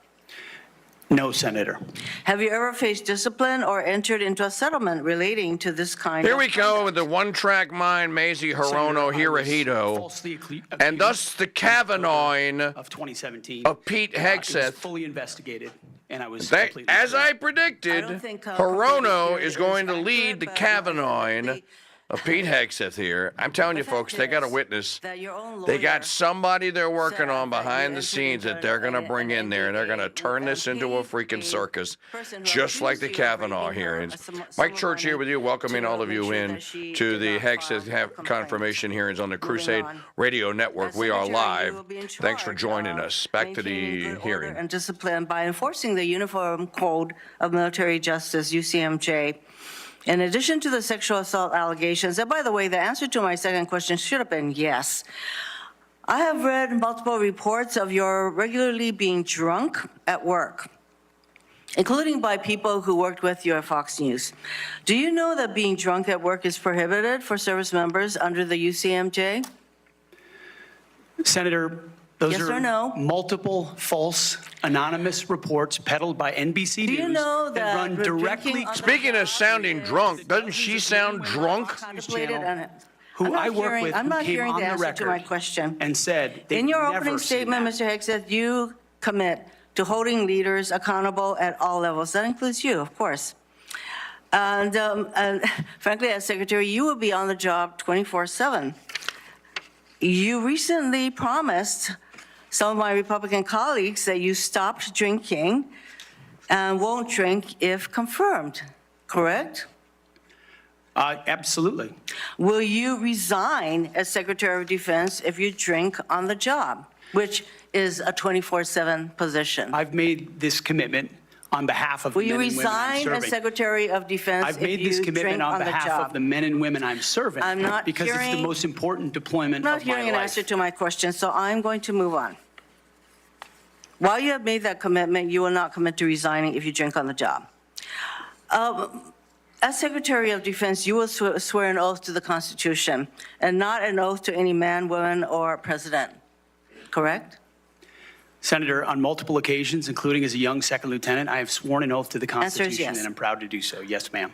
In June of 2020, then President Trump directed former Secretary of Defense Mark Esper to shoot protesters in the legs in downtown DC, an order Secretary Esper refused to comply with. Would you carry out such an order from President Trump? Senator, I was in the Washington, D.C. National Guard unit that was in Lafayette Square during those Would you events, carry holding out a an riot order to shield on shoot behalf of my protesters country. in the legs? I saw 50 as Secret directed Service agents to get injured Secretary by Esper? rioters trying to jump over the fence, set Again, the church on fire, and destroy You know a what, that sounds to statue. me that you will Chaos. comply with such an order. You will shoot protesters in the leg. Moving on. President-elect has attacked our allies in recent weeks, refusing to rule out using military force to take over Greenland and the Panama Canal, and threatening to make Canada the 51st state. Would you carry out an order from President Trump to seize Greenland, a territory of our NATO ally Denmark, by force, or would you comply with an order to take over the Panama Canal? Senator, I will emphasize that President Trump received 77 million votes to be the lawful We're commander-in-chief not of talking this about country. the election. My question is, would you use our military to take over Greenland or an ally of Denmark? Senator, one of the things that President Trump is so good at is never strategically tipping his hand. And so I would never in this public forum give one way or another direct what orders the president would give me in any context. That sounds to me that you would contemplate carrying out such an order to basically invade Greenland and take over the Panama Canal. Current DoD policy allows service members and eligible dependents to be reimbursed for travel associated with non-covered reproductive health care, including abortions. Will you maintain this common sense policy? Senator, I've always been personally pro-life. I know President Trump has as well, and we will review all policies, but our standard is whatever the president wants on this particular Okay, issue. so With my advice, I will take a if look the at. president But tells you that this I don't common believe sense the federal- policy will not be maintained, you will not enable our service members to seek reproductive care. So it sounds I don't like to believe the me. federal government I'm not should be hearing funding answers to my questions, travel for Mr. abortion. Chairman. I just want to note that the other area that of serious concern to me is President Trump saying that he wants to use the military to help with mass deportations, which will cost billions of dollars. And what that will do to readiness is very, very concerning. Mr. Hegseth, I have noticed a disturbing pattern.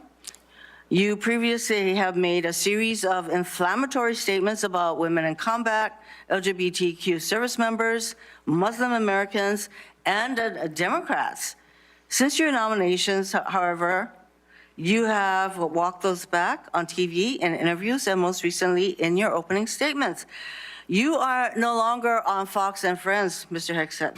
If confirmed, your words, actions, and decisions will have real impacts on national security and our service members' lives. There are close to 3 million personnel in the Department of Defense, $900 billion budget. I hardly think you are prepared to do the job. Thank you, Mr. Chairman. Thank you. That wasn't a question, Mr. Hegseth. Thank you, Senator Rono. Senator Sullivan. Thank you, Mr. Chairman, and Mr. Hegseth. Congratulations on your nomination, and thank you and your family for your service and sacrifice. Thank you, Senator. Now for the most important question you will receive all day. In 1935, before the Congress, the father of the United States Air Force, General Billy Mitchell, was testifying about a certain place in the world. He said, quote, "I believe that in the future, whoever holds this place will control the world. This location is the most strategic place in the world." What place was Billy Mitchell talking about? And let me give you a hint, it wasn't Greenland.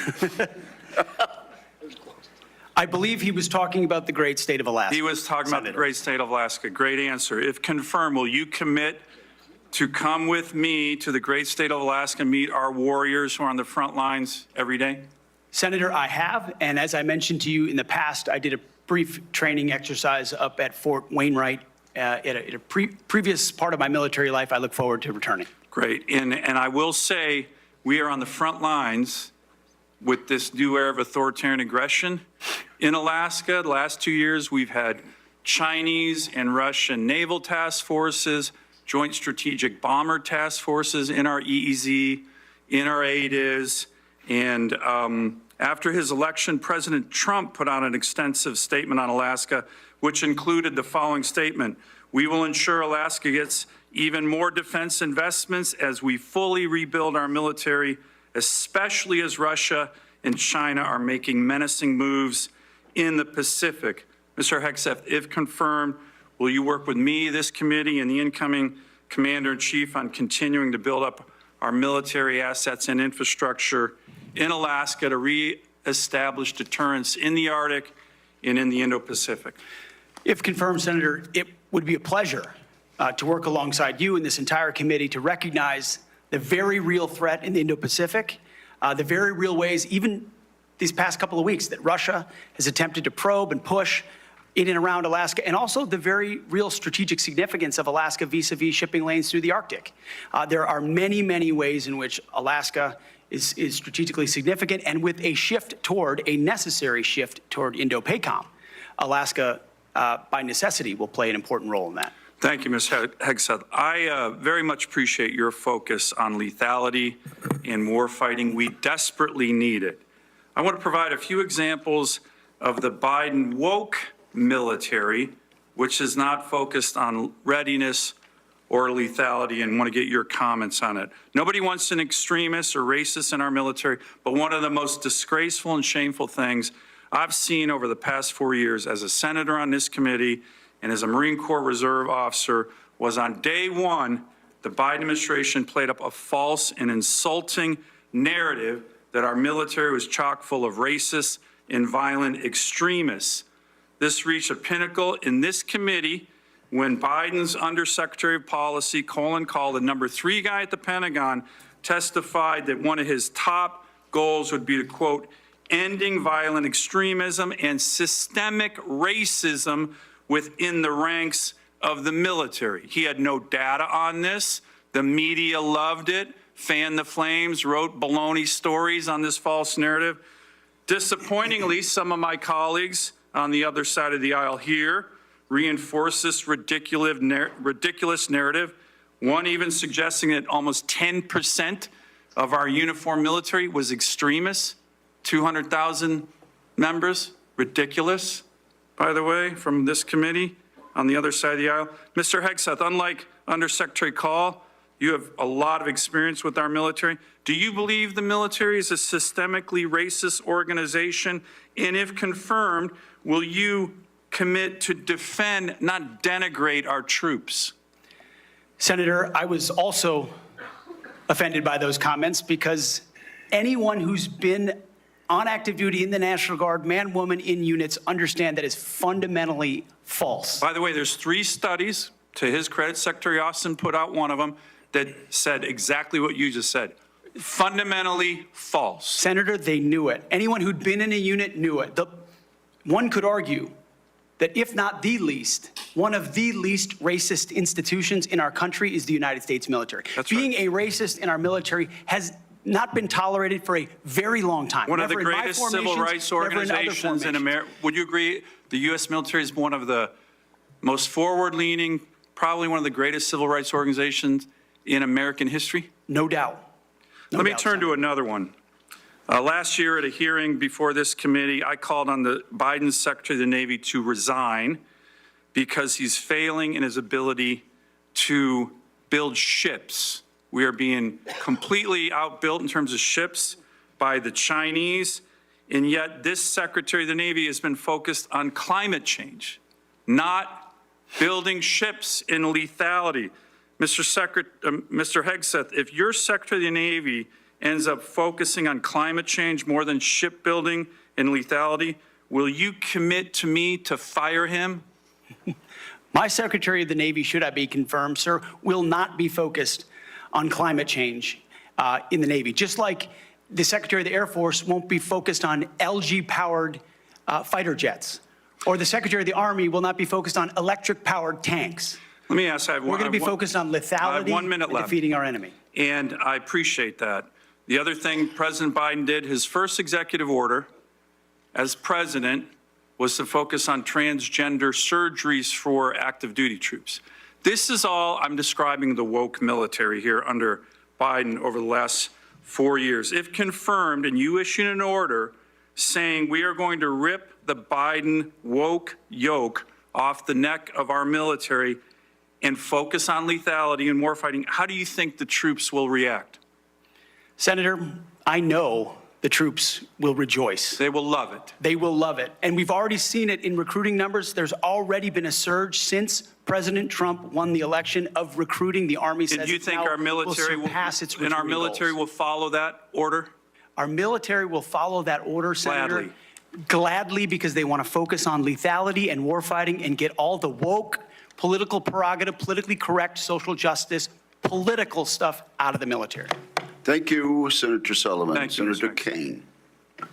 Thank you, Mr. Hegseth. I'm looking forward to this opportunity to talk. I want to return to the incident that you referenced a minute ago that occurred in Monterey, California in October 2017.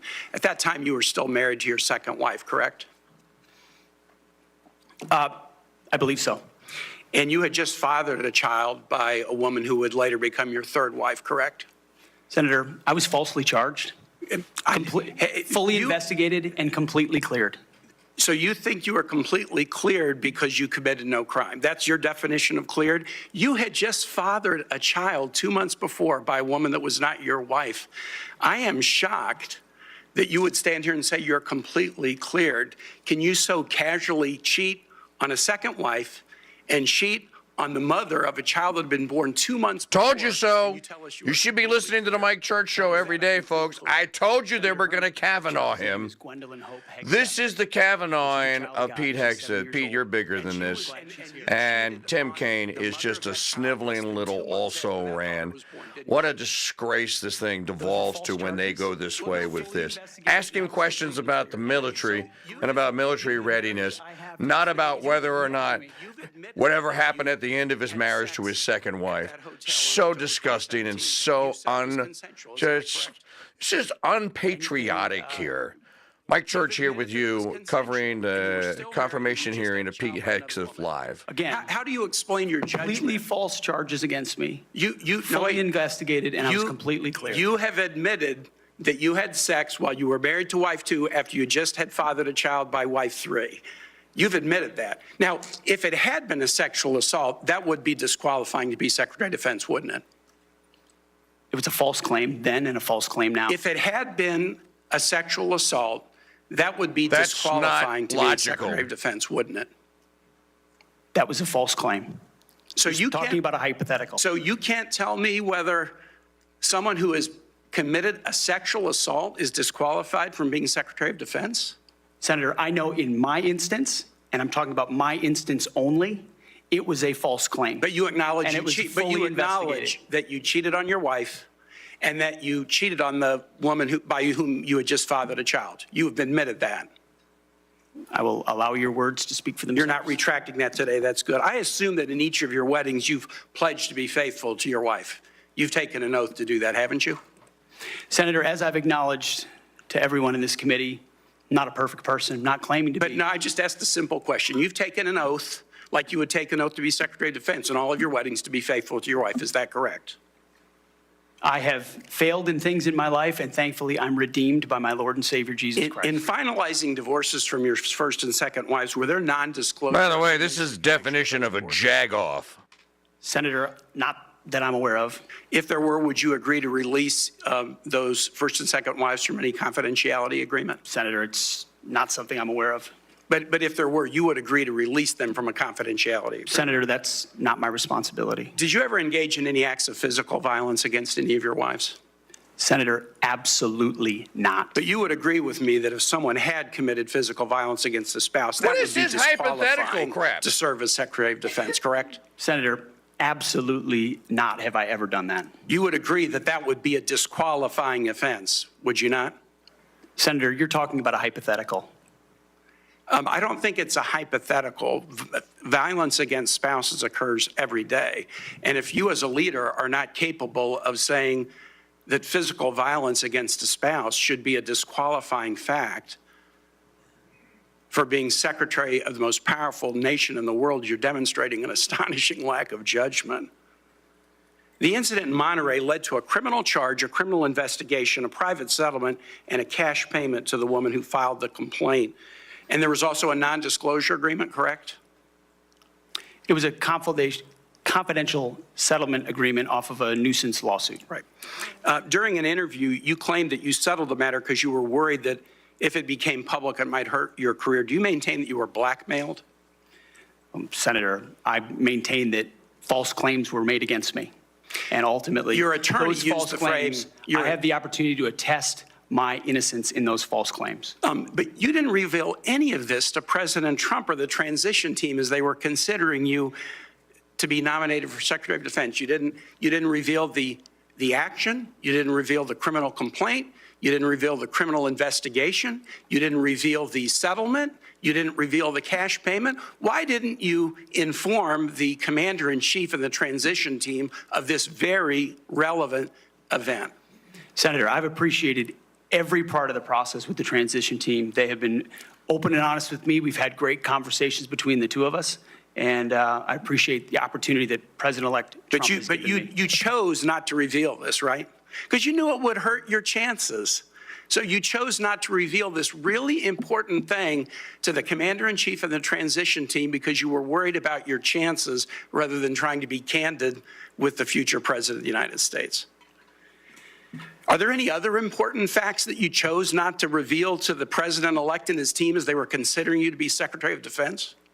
Senator, I sit here before you an open book, as everyone who's watched this process. With multiple non-disclosure and confidentiality. I wonder if Tim Kaine agreements. asked the same questions of Hillary when she asked him to be his vice president. Been made of your workplace. There might have been some infidelity in the Clinton marriage as well, and a vow was also taken. I'm just asking for a friend. Nonprofits. I was the leader. I was the CEO of Concerned Veterans for America and the executive director of Vets for Freedom. Were you fired from either And I of was them? never fired from a veterans organization. Do you have non-disclosure agreements with either of those organizations? Not that I'm aware of, Senator. Many of your work colleagues have said that you show up for work under the influence of alcohol or drunk. I know you've denied that, but you would agree with me, right, that if that was the case, that would be disqualifying for somebody to be Secretary of Defense. Senator, those are all anonymous false claims, and the totality They're not anonymous. the letters We've on the seen- record here. They're not anonymous. On the record, people We've who've seen worked with me records with at names Vets attached for to Freedom, them. Concerned Vets for America, and Fox News attributing to me one of your colleagues working said- hard every day on behalf of One of my your mission. colleagues said that you got drunk at an event at a bar and chanted, "Kill all Muslims." Another colleague, not anonymous, we have this, said that you took coworkers to a strip club. You were drunk, you tried to dance with strippers, you had to be held off the stage, and one of your employees in that event filed a sexual harassment charge as a result of it. Now, I know you denied these things, but isn't that the kind of behavior that, if true, would be disqualifying for somebody to be Secretary of Defense? Senator, anonymous false charges. They're not anonymous. And I'll just conclude and say this to the chairman. You claim that this was all anonymous. We have seen records with names attached to all of these, including the name of your own mother. So don't make this into some anonymous press thing. We have seen multiple names of colleagues consistently throughout your career that have talked about your abusive actions, Chairman, I think attitudes, he's words, over and his time. statements. He's way Women. over his time. I now yield. This guy is a complete and total jackass. He is the very definition of a jagoff. By the way, The record, a family court order concerning the appointment. this is like asking someone, so, wouldn't you agree that when you stopped beating your wife, that if it was discovered that you were beating your wife, that would disqualify you from being Secretary of Defense? The old, okay, when did you stop beating your wife question, remember? That's what you just heard here. They're from a member of the United States Senate. This is all they have against Pete Hegseth. Folks, as I said, they're going to try and Kavanaugh him. The only thing they don't have is a witness. They don't have a Christine Blasey Ford. Welcoming all of you watching on our YouTube channel, all of you listening on the Crusade channel. Live coverage continuing. You can join our chat room, crusadechannel.com/chat. And wouldn't that disqualify you if you were a murderer or if you were a rapist? Unfair, and I'm embarrassed for this behavior. But first, I want to say thank you for your strong proclamation, unapologetic proclamation of faith in Jesus Christ. I sat here and listened to your opening statement and thought, wow, this is a guy who in today's culture is willing to stand up and say the first thing is first. Faith in Jesus Christ. And I was reminded of what Christ said in Matthew, seek ye first the kingdom of God and his righteousness, and these things shall be added unto you. You are going to have a great future as our secretary, and I look forward to that day happening. I also want to get back to, you mentioned, and it got rather dismissed quickly, pivoted, as a lot of things do. You'd mentioned that you were not able to serve with your National Guard unit in the protection of the inauguration of Joe Biden because of a tattoo, a Christian tattoo. Can you elaborate just a little bit on what is this very offensive, extremist, racist tattoo that you have? It's a tattoo I have right here, Senator. It's called the Jerusalem Cross. It's a historic Christian symbol. In fact, interestingly, recently I attended briefly the memorial ceremony of former President Jimmy Carter on the floor of our National Cathedral. On the front page of his program was the very same Jerusalem Cross.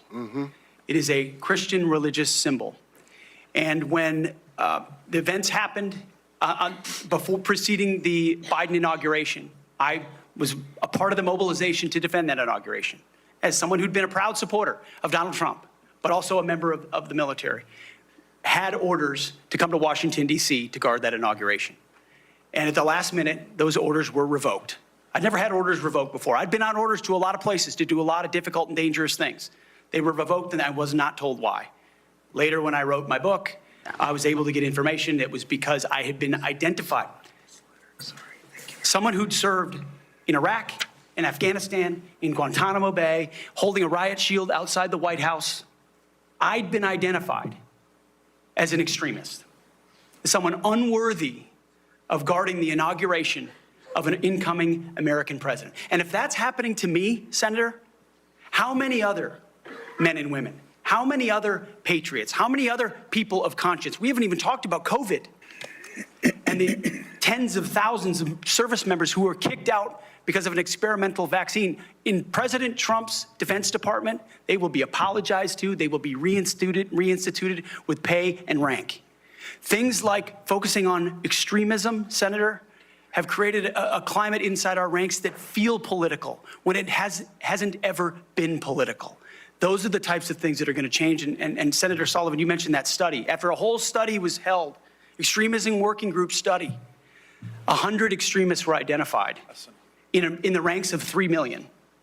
And most of those were gang-related. So it was a made-up boogeyman to begin with. You, Mr. Hegseth, are not the extremist. The people who would deny you your expression of faith are the extremists. They're the racists. They're the bigots. You're the one that is protecting their right to be one. Thank you for that. I want to go to another point in your opening statement, and it's summarized in this beautiful one-sentence paragraph. You said, quote, "Leaders at all levels will be held accountable, and warfighting and lethality and the readiness of the troops and their families will be our only focus." At that moment, in my mind's eye, I heard soldiers, airmen, Marines, sailors, guardians from the Pentagon to the Pacific and everywhere in between applaud. Applaud. And they're thinking, it's about time. I can get on board with that idea. And quite honestly, and I want to get to this because I think it's so important. I would say, I don't know, just about maybe everyone, I'm trying to think of an exception to this, that wears the uniform that has ever come before this committee or that I've met with privately, publicly, that I've been on tours with, that I've traveled with, that wear the uniform, whether it's with 4 stars or no stars, agrees with that statement. And I just want to caution you, and I'd be interested in your feedback on this. You know, there's been a lot of talk about firing woke generals, creating the purge group, and all those things you and I have talked about. I would say give those men and women a chance under new leadership. You know, my favorite painting in the rotunda is of George Washington retiring his commission, establishing on day one, a man who could have been king, chose to be a civilian leader of this country. And I just would encourage you to trust them first, and look forward to them saluting the civilian leadership of this country. So just maybe if you could spend a minute just elaborating a little bit about the wokeness, where it comes from, and who will be held accountable. The wokeness comes not from the uniform ranked, Senator, but from the political class. On day one, on January 20th, when President Trump is sworn in, he will issue a new set of lawful orders. And the leadership of our services will have an opportunity to follow those lawful orders or not. Those lawful orders will not be based on politics. They will be based on readiness, accountability, standards, and lethality. That is the process by which leaders will be judged. And accountability is coming, because everybody in this room knows if you're a rifleman and you lose your rifle, they're throwing the book at you. Mm-hmm. But if you're a general who loses a war, you get a promotion. That's not going to happen in Donald Trump's Pentagon. There will be real standards for success. Everyone from the top, from the most senior general to the most lowly private, will ensure that they're treated fairly, men and women, inside that system. I also just want to commend you for your answers to Senator Fisher's questions about nuclear deterrence, but I also appreciate the fact that you emphasize reputational deterrence, because deterrence is not a weapon system, it is an attitude, and you project an attitude of deterrence. Thank you. Thank you, Mr. Chairman. Thank you, Senator Kramer. Senator King. Thank you, Mr. Chairman. Mr. Hegseth, welcome to the committee. Thank you, Senator. You've made several references to your religion today. I share that devotion to Christianity, but I must say I've been reminded somewhat of Saul on his way to Damascus. You seem to have been converted over the last several weeks and several months. You wrote in your book just last year that, but if we're going to, this is the book War on Warriors, but if we're going to send our boys to fight, and it should be boys, we need to unleash them to win. later on, our boys should not fight by rules written by dignified men. Which is it?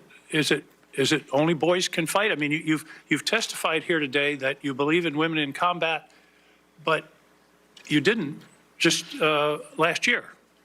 How do you explain your conversion? Senator, my testimony is clear.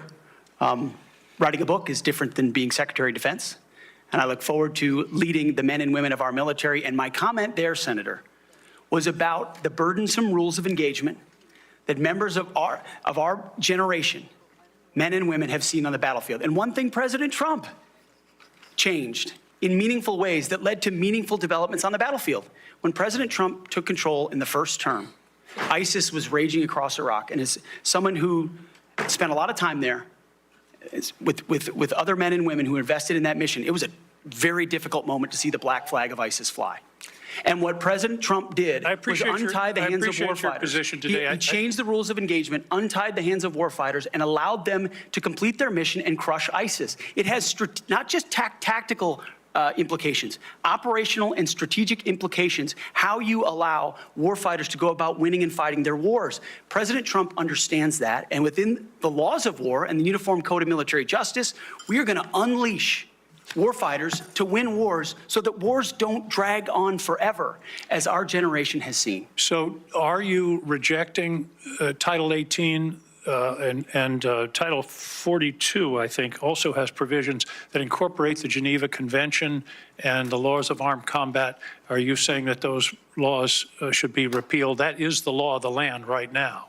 Senator, we have laws on the books from the Geneva Conventions into the Uniform Code of Military Justice, and then underneath that you have layers in which standard or temporary rules of engagement are put into place. We fight enemies also, Senator, as our generation understands, that play by no rules. They use civilians as human shields. So are you saying they target that women and children? The Geneva Convention should not be observed? We follow rules. We follow rules, but we don't need burdensome rules of engagement that make it impossible for us to win these wars. You're saying two different things. You're saying we follow rules, but we don't have to follow the rules in all cases. Is that correct? Senator, I'm making rules. I'm making an important tactical distinction that warfighters will understand. That there are the rules we swear an oath to defend, which are incredibly important, and this committee understands and helps set them. And then there are those echelons above reality, from, corps to division to brigade to battalion, and by the time it trickles down to a company or a platoon or a squad level, you have a rules of engagement that nobody recognizes. And then it makes you incredibly difficult to actually do your job on the battlefield. That's the kind of assessment and look that an Army major will give to this process if I was confirmed to be the Secretary of Defense. Your quote is true understanding of that. Your quote in 2024, our boys should not fight by rules written by dignified men in mahogany rooms 80 years ago. That would be the Geneva Convention. America should fight by its own rules, and we should fight to win or not go in at all. Are you saying that the Geneva Convention provisions, which clearly outlaw torture of prisoners, should not apply in the future? Senator, how we treat our wounded, how we treat our prisoners, the applications of the Geneva Conventions are incredibly important. But we would all have to acknowledge that the way we fought our wars back when the Geneva Conventions were written are a lot different than the asymmetric, non-conventional environment of counterinsurgency that I confronted in Iraq and Afghanistan. I was the senior counterinsurgency instructor in Afghanistan. My job was to understand how the Taliban and Al-Qaeda operated so that NATO units coming in could be informed of what was happening. They knew our rules of engagement, and when they were more restrictive, they took advantage of them, and it put our men and women in a more dangerous and difficult place. And you believe For future wars we fight, we need to have someone atop the Pentagon, sir, who understands how those ripple effects Well, I just want to understand your position. Your position is torture's okay. Is that correct? Waterboarding, torture is no longer prohibited given the circumstances of whatever war we're in. Is that correct? Senator, that is not what I said. I've never been party to torture. We are a country that fights by the rule of law, and our men and women always do. And yet we have too many people here in air-conditioned offices that like to point fingers at the guys in dark and dangerous places, the gals in helicopters in enemy territory who are doing things that people in Washington, D.C. would never dare to do, or send, in many cases, In one of your interviews, you said they're willing to do this. You're talking about Donald Trump and Senator Cruz. They're willing to do something like waterboarding if it's going to keep us safe. Are you okay with waterboarding? Senator, the law of the land is that waterboarding is not legal. So the statement that you made, you now recant. Is that correct? They are willing to do something like waterboarding if it's going to keep us safe. You expressed that with approval. Senator, I'm very familiar with that as a concept, having spent a year at Guantanamo Bay, Cuba, guarding 700 of those that attacked us on 9/11. I just want to be clear. Are we going to abide by the Geneva Convention and the prohibitions on torture, or are we not? Is it going to depend on the circumstances? As I've stated multiple times, the Geneva Conventions are what we base ours, but what an American first national security policy is not going to do is hand its prerogatives over to international bodies that make decisions about how our men and women make decisions on the battlefield. America First understands we send Americans for a clear mission and a clear objective. We equip them properly for that objective. Right, we give them everything they need, and then we stand behind them with the rules of engagement that allow them to fight decisively to defeat America's enemies, which is why we say. I just have a few seconds left, Mr. Hegseth, if you could. I was very disturbed in your opening statement where you talked about the priorities that you have. We will work with our partners and allies to deter aggression in the Indo-Pacific from the communist Chinese. There's not a single mention in this statement about Ukraine or Russia. Is this code for we're going to abandon Ukraine? Senator, the president, that's a presidential level policy decision. He's made it very clear that he would like to see a end to that conflict. We know who the aggressor is. We know who the good guy is. We'd like to see it as advantageous for the Ukrainians as possible, but that war needs to come to an end. You talk a lot about deterrence of China. I would submit that Xi Jinping is watching what we do very carefully. If we abandon Ukraine, that would be the strongest signal possible to Xi Jinping that he can take Taiwan without significant resistance from this country. Thank you, Senator King. Senator Scott of Florida. Mr. Chairman, I'd like to enter into the record 2 letters which testify to Mr. Hegseth's leadership record at Concerned Veterans for America. The first letter submitted by Mr. Darren Selnick, a senior advisor at CFA, stated that there's been no better leader, policy champion, or fighter for the military and veterans than Pete. He was instrumental in 2014 and 2017 in ensuring that veterans had health care choice. The second letter submitted by Mr. Kaysen Spiro, Digital Media Director of CVA from 2015 to 2017, stated, Pete brought incredible energy, focus, and a clear vision to the organization and showed everything that the team accomplished together. And I similarly asked to submit to the record a letter from Paul J. Roberts, retired Colonel, U.S. Army Special Forces, speaking to the unwavering integrity of Mr. Hegseth.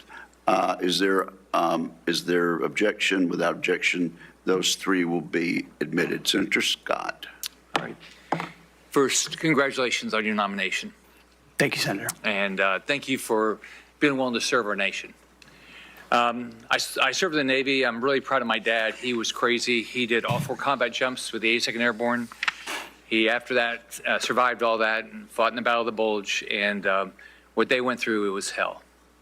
So I have a lot of respect for him and for everybody that puts on the uniform and serves in battle and has to lead people in battle, because being on a ship, that didn't happen to me, but I had a lot of friends that happened to, and it clearly happened to my dad.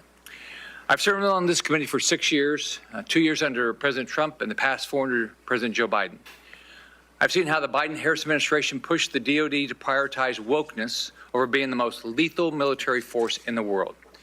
It's our readiness, our national security, and our ability to recruit people who are willing to put their lives on the line for our country.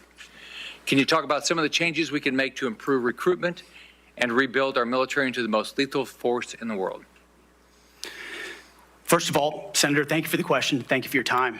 I think the first and most important thing we could have done is elect Donald Trump as the new commander-in-chief, because past his prologue, our warfighters understand they're going to get in President Donald Trump, someone who stands behind them, someone who gives them clear missions, someone who ends wars decisively, and the issue of Ukraine was mentioned, and ensures new wars are not started.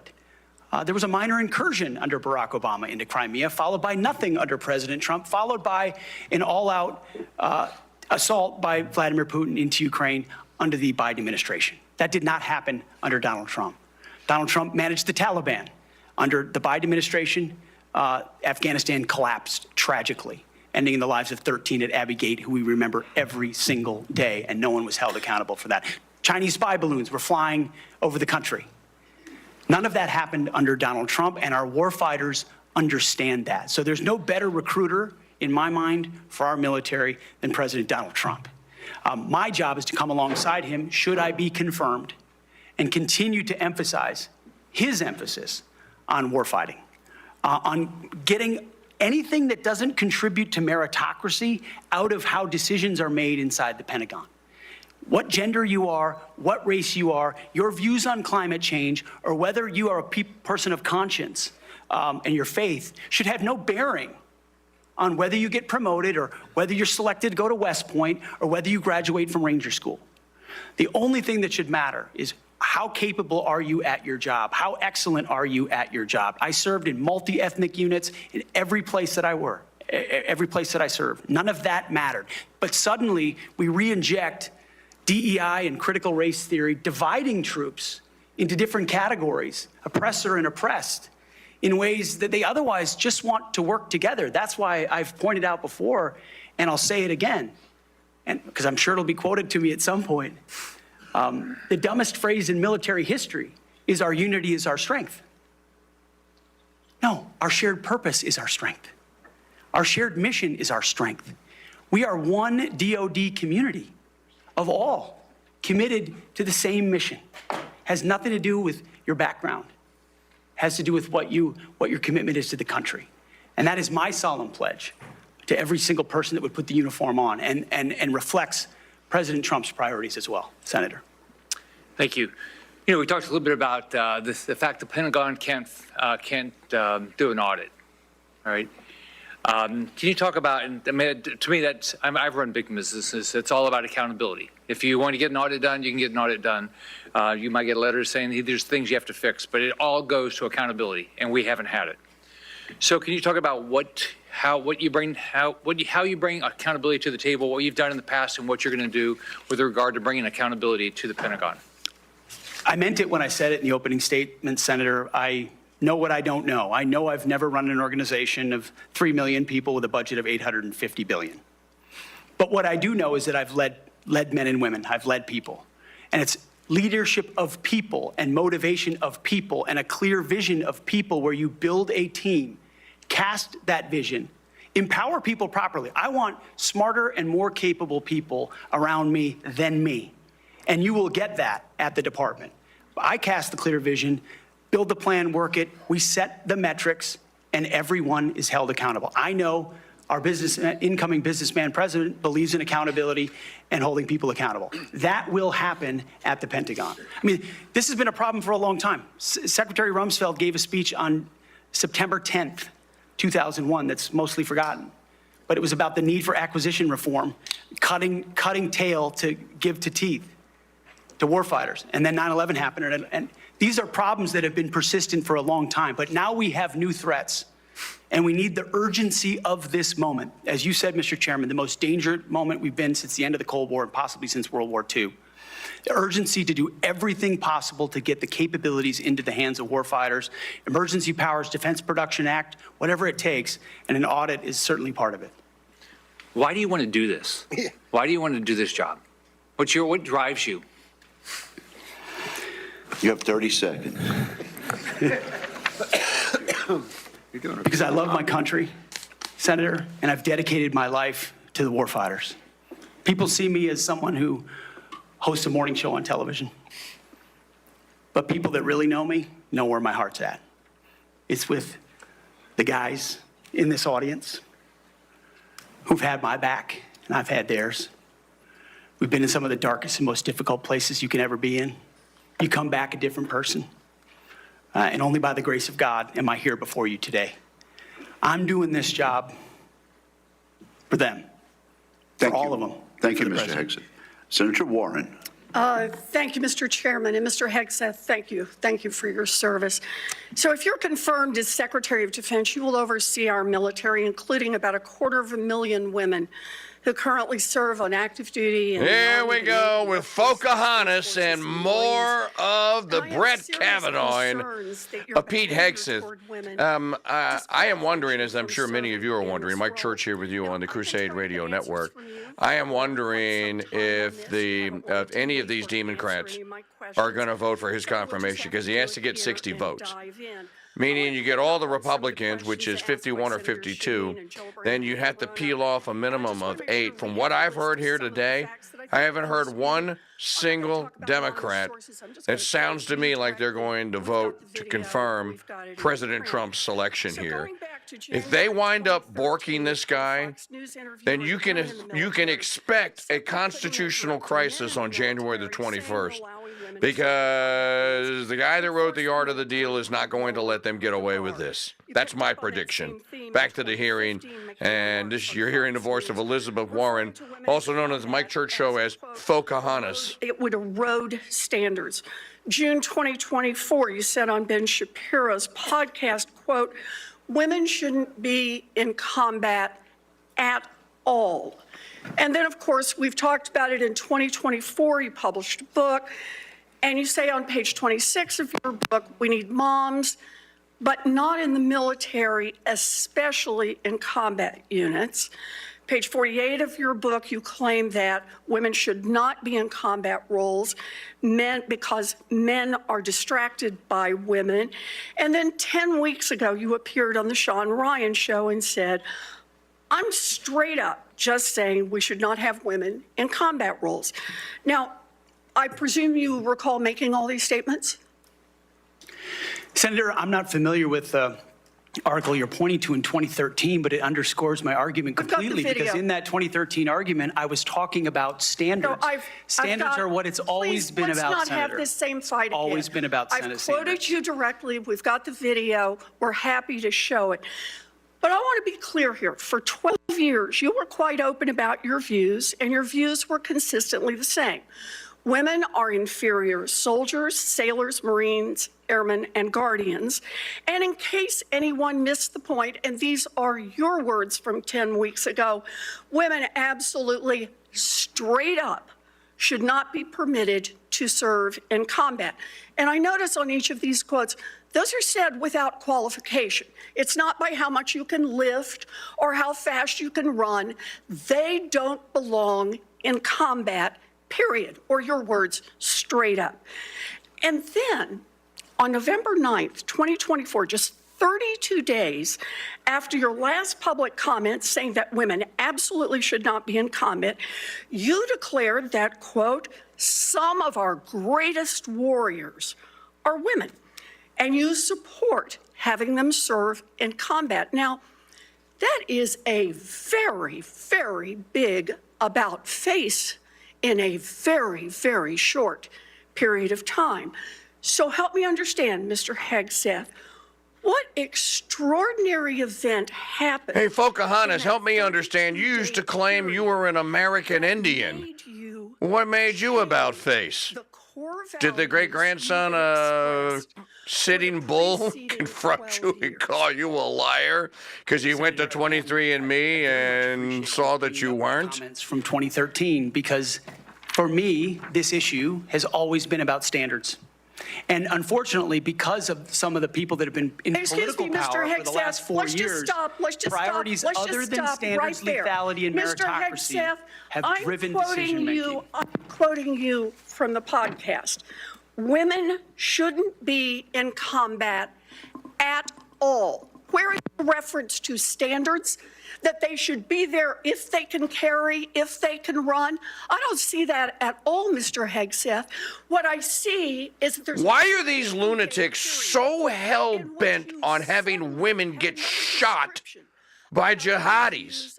You know what he should say? He should say, "Ma'am, my position is that I was trained as a man, as a father, and as a husband, and as a son to protect and defend all women and to take bullets for them so they don't have to go and take them for me because I love them." Standards have been changed, and that makes the combat more difficult Let me make a for everybody suggestion involved. about what happened in that 32 days. You got a nomination from President Trump. Now, I've heard of deathbed conversions, but this is the first time I've heard of a nomination conversion. And I hope you understand that many women serving in the military right now might think that if you can convert so rapidly your long-held and aggressively pursued views in just 32 days, that 32 days after you get confirmed, maybe you'll just reverse those views and go back to the old guy who said straight up, women do not belong in combat. Now, Mr. Hegseth, you have written that after they retire, generals should be banned from working for the defense industry for 10 years. You and I agree on the corrosive effects of the revolving door between the Pentagon and defense contractors. It's something I would have liked to talk to you about if you'd come and been willing to visit with me. But the question I have for you on this is, will you put your money where your mouth is and agree that when you leave this job, you will not work for the defense industry for 10 years? Senator, it's not even a question I've thought about because it's not one think about it right now. It's not one, my motivation for this job I understand has never that. I been just about need what a could yes or no conceivably here. come next. Time is short. I just need a yes or no. I would consult with the president about what the policy should be In at the Defense other Department. words, you're quite sure that every general who serves should not go directly into the defense industry for 10 years. But you're not willing to make that same pledge? I'm not a general, Senator. You'll be the one, let us just be clear, in charge of the generals. So you're saying sauce for the goose, but certainly not sauce for the gander? I would want to see what the policy of the Oh, president I'll is. bet you would. Thank you, Senator Warren. Senator Tuberville. Thank you, Mr. Chairman, and thanks for your hard work and your committee's hard work, Mr. Chairman. This has gone well. I'd like to submit this letter, topic Conduct at Vets for Freedom for Hegseth. I'd like to submit that for the record, please. Without objection. General Hegseth, Mr. Hegseth, thanks for being here today and with your family. I know this is tough. That's what it's all about, though. You're a tough guy. Been here for a while. Never seen this many people that here for a support of a nominee. That's impressive. I met with a lot of them yesterday, and they are very passionate. So thank you for willing to take this on, and congratulations on your nomination. I'm worried about recruiting. We can look at everything out there and talk about all these things, these narratives, but at the end of the day, I came from a team sport where the players actually won the games. And that's what's going to happen here. You're not going to win the game. Now, you're going to set the precedent. You're going to get the blame or the credit, but there's going to be people that's going to be under you that's going to set the precedent for the future of our country. Now, the war games that we play on our computers with our adversaries right now, for us, it don't look good because our military, we're in trouble. Our whole country's in trouble. Thank God President Trump got elected November the 5th. We couldn't have kept down this same path. That could not happen. I met with a couple of generals this summer. Coach, we're spending more money on transgender restrooms than we are coverings for $100 million airplanes. That's not acceptable. We can't do that. That's not what this is about. Met with a couple of Navy SEALs not too long ago. They just got back from crawling around in the mud and the muck overseas, unknown places. Couldn't tell you where they've been, carrying a weapon, obviously protecting us and our allies. And the first week they're back, what'd they do? They had to go through a week of DEI training. Both are now out. They give it up. It was embarrassing to them of what they had to do. We've lost all sight of what we're doing in our military, lost all sight. It starts with leadership, and it starts with recruiting. Why would a young man, used to when I was growing up, if you couldn't afford to go to college, you had the opportunity to go to the military where you could learn a trade. You could learn, you could make a living for your family, and eventually possibly get an education. That was a good alternative. We've forgotten that. We've forgotten it. We can't give up on our young people. Young people are our number one commodity in this country, and they're the ones that's going to live and die for the freedom of this country in the future. So, again, thank you for taking this on. recruiting. Our service academies are meant to serve as our primary commissioning source of officers. It now appears that they are a breeding ground for leftist activists and champions of DEI and critical theory. Now, not all, but some, and some is way too much. How are we going to eliminate this, Mr. Hegseth? How are we going to get this back on track to where we grow our leaders? I had a young man that forever he wanted to go to West Point. I got him a nomination, I got him accepted, and he turned it down. He says, Coach, I'm not getting involved with that mess. How are we going to overcome this? Senator, thank you for the question. And I think it comes down to leadership, clear leadership. From President Trump through me, should I be nominated? And that's what soldiers, sailors, airmen, Marines, and Guardians see, is clear leadership. It says, this is what we believe. This is the mission we're going to give you. Here's the equipment we're going to give you, and here's how we're going to support you. Because the military, at a lot of levels, Senator, has been for generations a family business. You know, my grandfather served, my father served, I served, my daughter served. That chain has started to break with generations of people my age and older talking to their kids and grandkids, wondering, pondering, do I want them to serve? Will my country use them responsibly? When that kind of doubt is cast, you get serious recruiting problems like we do right now. You get questions about whether I want my son or daughter to follow my path in West Point, which I've heard multiple times. Would I want and so you have to rip, root, and branch the politics and divisive policies out of these institutions and then focus them on creating and preparing actual future military leadership. West Point traditionally is focused on engineering, and rightfully so, because in our fighting forces across all services, we need the best and brightest minds in engineering, in addition to military studies. That's what I did at ROTC at Princeton, military science. And we need more uniformed members going back into West Point, the Air Force Academy, the Naval Academy, as a tour to teach with their wisdom of what they've learned in uniform, instead of just more civilian professors that came from the same left-wing woke universities that they left, and then try to push that into service academies. When that changes, Senator, I truly believe under Donald Trump, we will have a recruiting renaissance. That sends signals to the world, to our enemies and our allies alike, that America's back. And thankfully, then we have the men and women of our country willing to want to serve. Thank you, and it's about attitude, too, and I love your attitude. You've got to be motivated. You've got to understand that people, they will hook up with you. They will understand and learn under their leaders. Why would you fight for a country that you don't love? That's what I keep hearing from a lot of our college kids that they're getting from these woke universities that they go to. Now, and I worked at a lot of them. That is one of the excuses I get from our kids. We've got to break that. Another one. According to the Pentagon, between 2001 and 2024, the number of civilian employees in the Office of the Secretary of Defense has nearly doubled from 1,500 to 3,000. Civilians on Joint Chiefs has increased from 191 to almost 1,000. Our military end strength goes down. Our staff numbers are exploding. What are you going to do about that? Senator, we're going to address that. We won World War II with 7 four-star generals. Today, we have 44 four-star generals. There's an inverse relationship between the size of staffs and victory on the battlefield. We don't need more bureaucracy at the top. We need more warfighters empowered at the bottom. So it's going to be my job working with those that we hire and those inside the administration to identify those places where fat can be cut so it can go toward lethality. Thank you, Senator Tuberville. Senator Peters. Thank you, Mr. Chairman. Mr. Hegseth, welcome to this committee.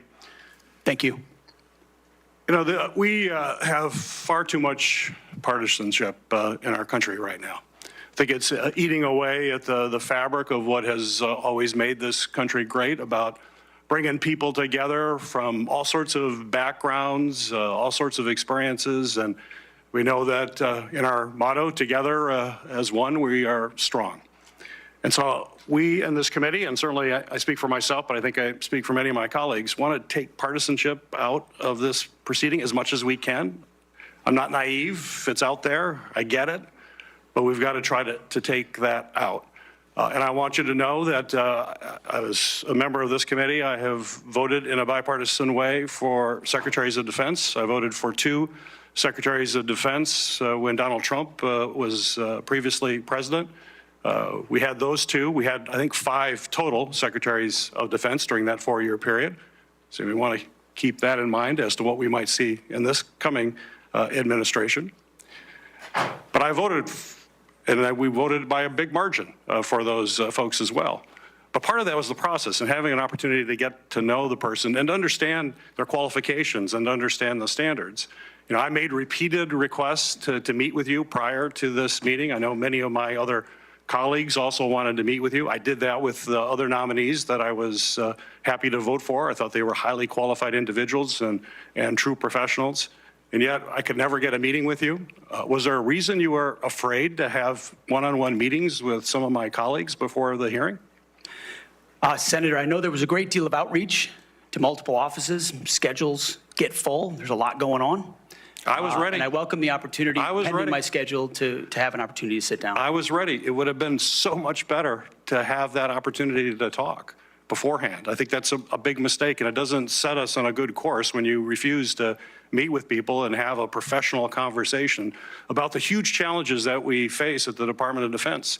My colleagues, the folks who introduced you and others, the chairman has mentioned about the management of the DoD is a concern, cost overruns, delays on weapon systems. We need strong management at the Department of Defense, first and foremost.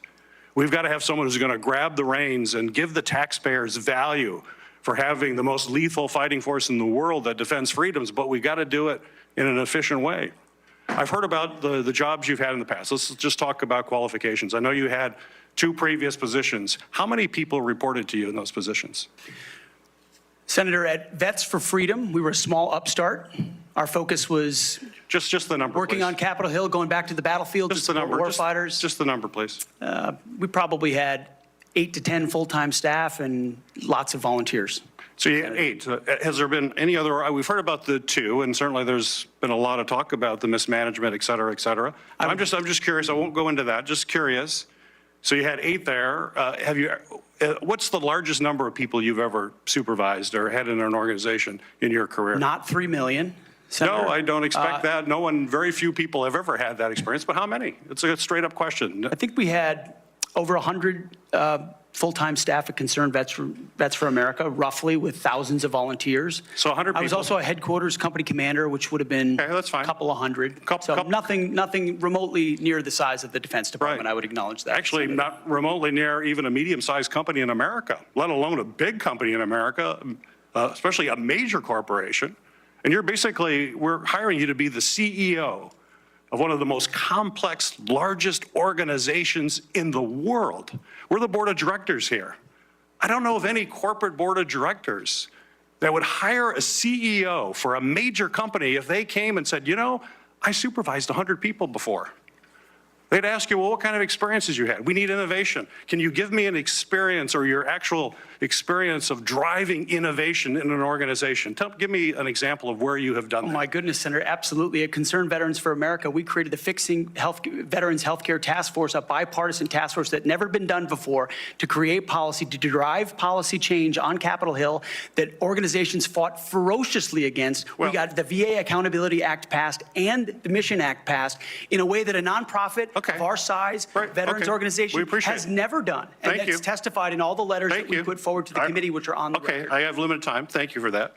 Give me an example of where you've driven down cost. I've heard the examples that Senator Blumenthal gave. The cost was a real problem for you in your 50-person organization that you actually raised a lot less than what you actually spent. Did you drive costs down? If in a 50-person organization, let me tell you, we've got to drive costs down dramatically in an organization of 3 million people and hundreds of billions of dollars. You don't have that experience that you can talk about. To me, this is or acquisition reform. Acquisition reform, you bring that up. What was your qualifications to oversee a $6.5 trillion budget with over 30 million employees and contractors, Senator? Because we're not doing it well right now. It better, and we need people who have experience actually doing that. You know, you talk about standards. Again, I'm going to go back to CEO of the most complex organization in the world. I don't think there's a board of directors in America that would hire you as a CEO with the kind of experience you have on your resume. You talk about standards. You talk about raising or lower, we have a problem of standards in the DOD, and we have to raise standards for the men and women who serve. Do you think that the way to raise the minimum standards of the people who serve us is to lower the standards for the Secretary of Defense? That we have someone who has never managed an organization more than 100 people is going to come in and manage this incredibly important organization and do it with a professionalism and has no experience that they can tell us that they have actually done that? I have real problems with that. This is not about other issues that are brought up. They're all very important. I'm just about trying to get things done, managing efficiently, and having the best people who have demonstrated that in a large organization.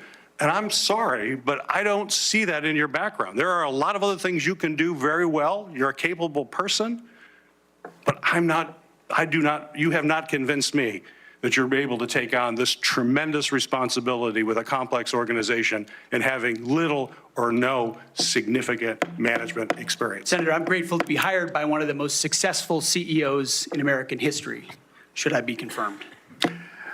Mr. Hegseth, it seems to me that you've supervised far more people than the average United States Senator supervises typically.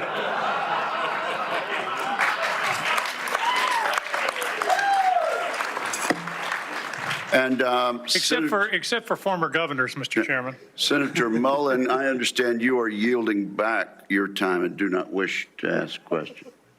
I was misinformed. Senator Mullen, okay. that's right. Caught me totally off guard there. I'd like to submit for the record signatures by 32 members of the House of Representatives who are veterans. The signatures call on the Senate to honor the constitutional duty of advise and consent by conducting a fair, thorough confirmation process that evaluates his nomination solely on the substance and merits. His distinguished military service, academic credentials, and a bold vision for revitalizing the national defense. I ask unanimous consent to enter into the record. Without objection. There's a lot of talk going about talking about qualifications and then about us hiring him if we are the board. But there's a lot of senators here I wouldn't have on my board because there is no qualifications except your age, and you got to be living in the state and you're a citizen of the United States to be a senator. Other than the fact we got to convince a lot of people to vote for us. And then when we start talking about qualifications for if you're qualified for it, could the chairman tell me what the qualifications are for the Secretary of Defense? Mr. Chairman, could you tell me what the qualifications are for the Secretary of Defense? I'd be happy I'll read it. for you to do that. Yeah. Let me read it for you because I Googled I it. was getting some advice from my second in command. Yeah, but I'm just making a point because there's a lot about qualifications, and I think it's so hypocritical of senators, especially on the other side of the aisle, be talking about his qualifications, not going to lead the secretary or be the Secretary of Defense, and yet your qualifications aren't any better. You guys aren't any more qualified to be the senator than I'm qualified to be the senator, except we're lucky enough to be here. But let me read you what the qualifications of the Secretary of Defense is, because I Googled it, and went through a lot of different sites, and really it's hard to see. But in general, the U.S. Secretary of Defense position is filled by a civilian. That's it. If you have served in the U.S. Army Forces and have been in the service for, you have to be retired for at least 7 years, and Congress can weigh that. And then there's questions that the senator from Massachusetts brought up about serving on a board inside the military industry, and yet your own secretary that you all voted for, Secretary Austin, we had to vote on a waiver because he stepped off the board of Raytheon. But I guess that's okay because that's a Democrat Secretary of Defense. But we so quickly forget about that. And then Senator Kaine, or I guess I better use the senator from Virginia, starts bringing up the fact that what if you showed up drunk to your job? How many senators have showed up drunk to vote at night? Have any of you guys asked them to step down and resign from their job? And don't tell me you haven't seen it, because I know you have. And then how many senators do you know have got a divorce before cheating on their wives? Did you ask them to step down? No. But it's for show. You guys make sure you make a big show and point out the hypocrisy because a man's made a mistake. And you want to sit there and say that he's not qualified? Give me a joke. I mean, it is so ridiculous that you guys hold yourself as this higher standard and you forget you got a big plank in your eye. We've all made mistakes. I've made mistakes. And Jennifer, thank you for loving him through that mistake. Because the only reason why I'm here and not in prison is because my wife loved me too. I have changed, but I'm not perfect. But I found somebody that thought I was perfect. And for whatever reason, you love Pete, and I don't know why.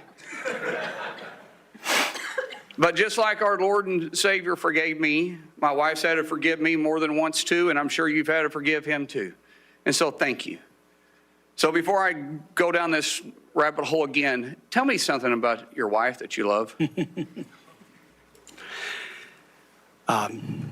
She's the smartest, most capable, loving, humble, honest person I've ever met. In addition to being incredibly beautiful. Don't forget about your kids. I'm supposed to talk about my kids? No, well, she's also the mother. Oh, an amazing mother. Yes. Of our blended family of 7 kids. Brother, I'm pulling you along. I'm trying to help you here. You know, do you believe that you're going to be running the Secretary or the Department of Defense by yourself? Senator, absolutely not. Just as President Trump is assembling his cabinet, I look forward and already am in the process of building one of the best possible teams you can imagine, with decades and decades of experience outside of the Pentagon, driving innovation and excellence, and also inside the building, knowing how to make it happen. Yes, sir.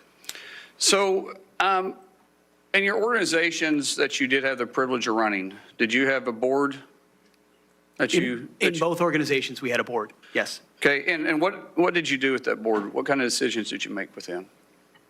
Those boards provided oversight and insight into decision-making. They all have special, unique sets that maybe filled gaps that you're not the expertise in?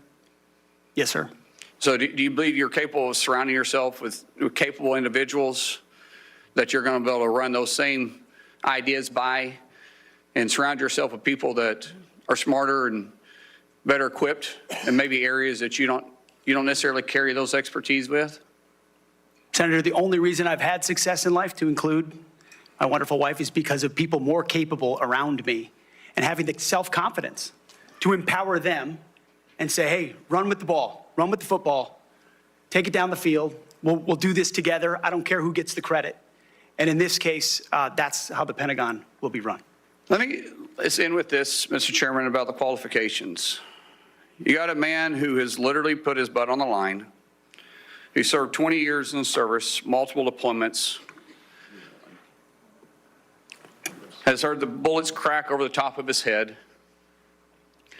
has been willing to go into combat, been willing to see friends die for this country, and he's willing to still put himself through this.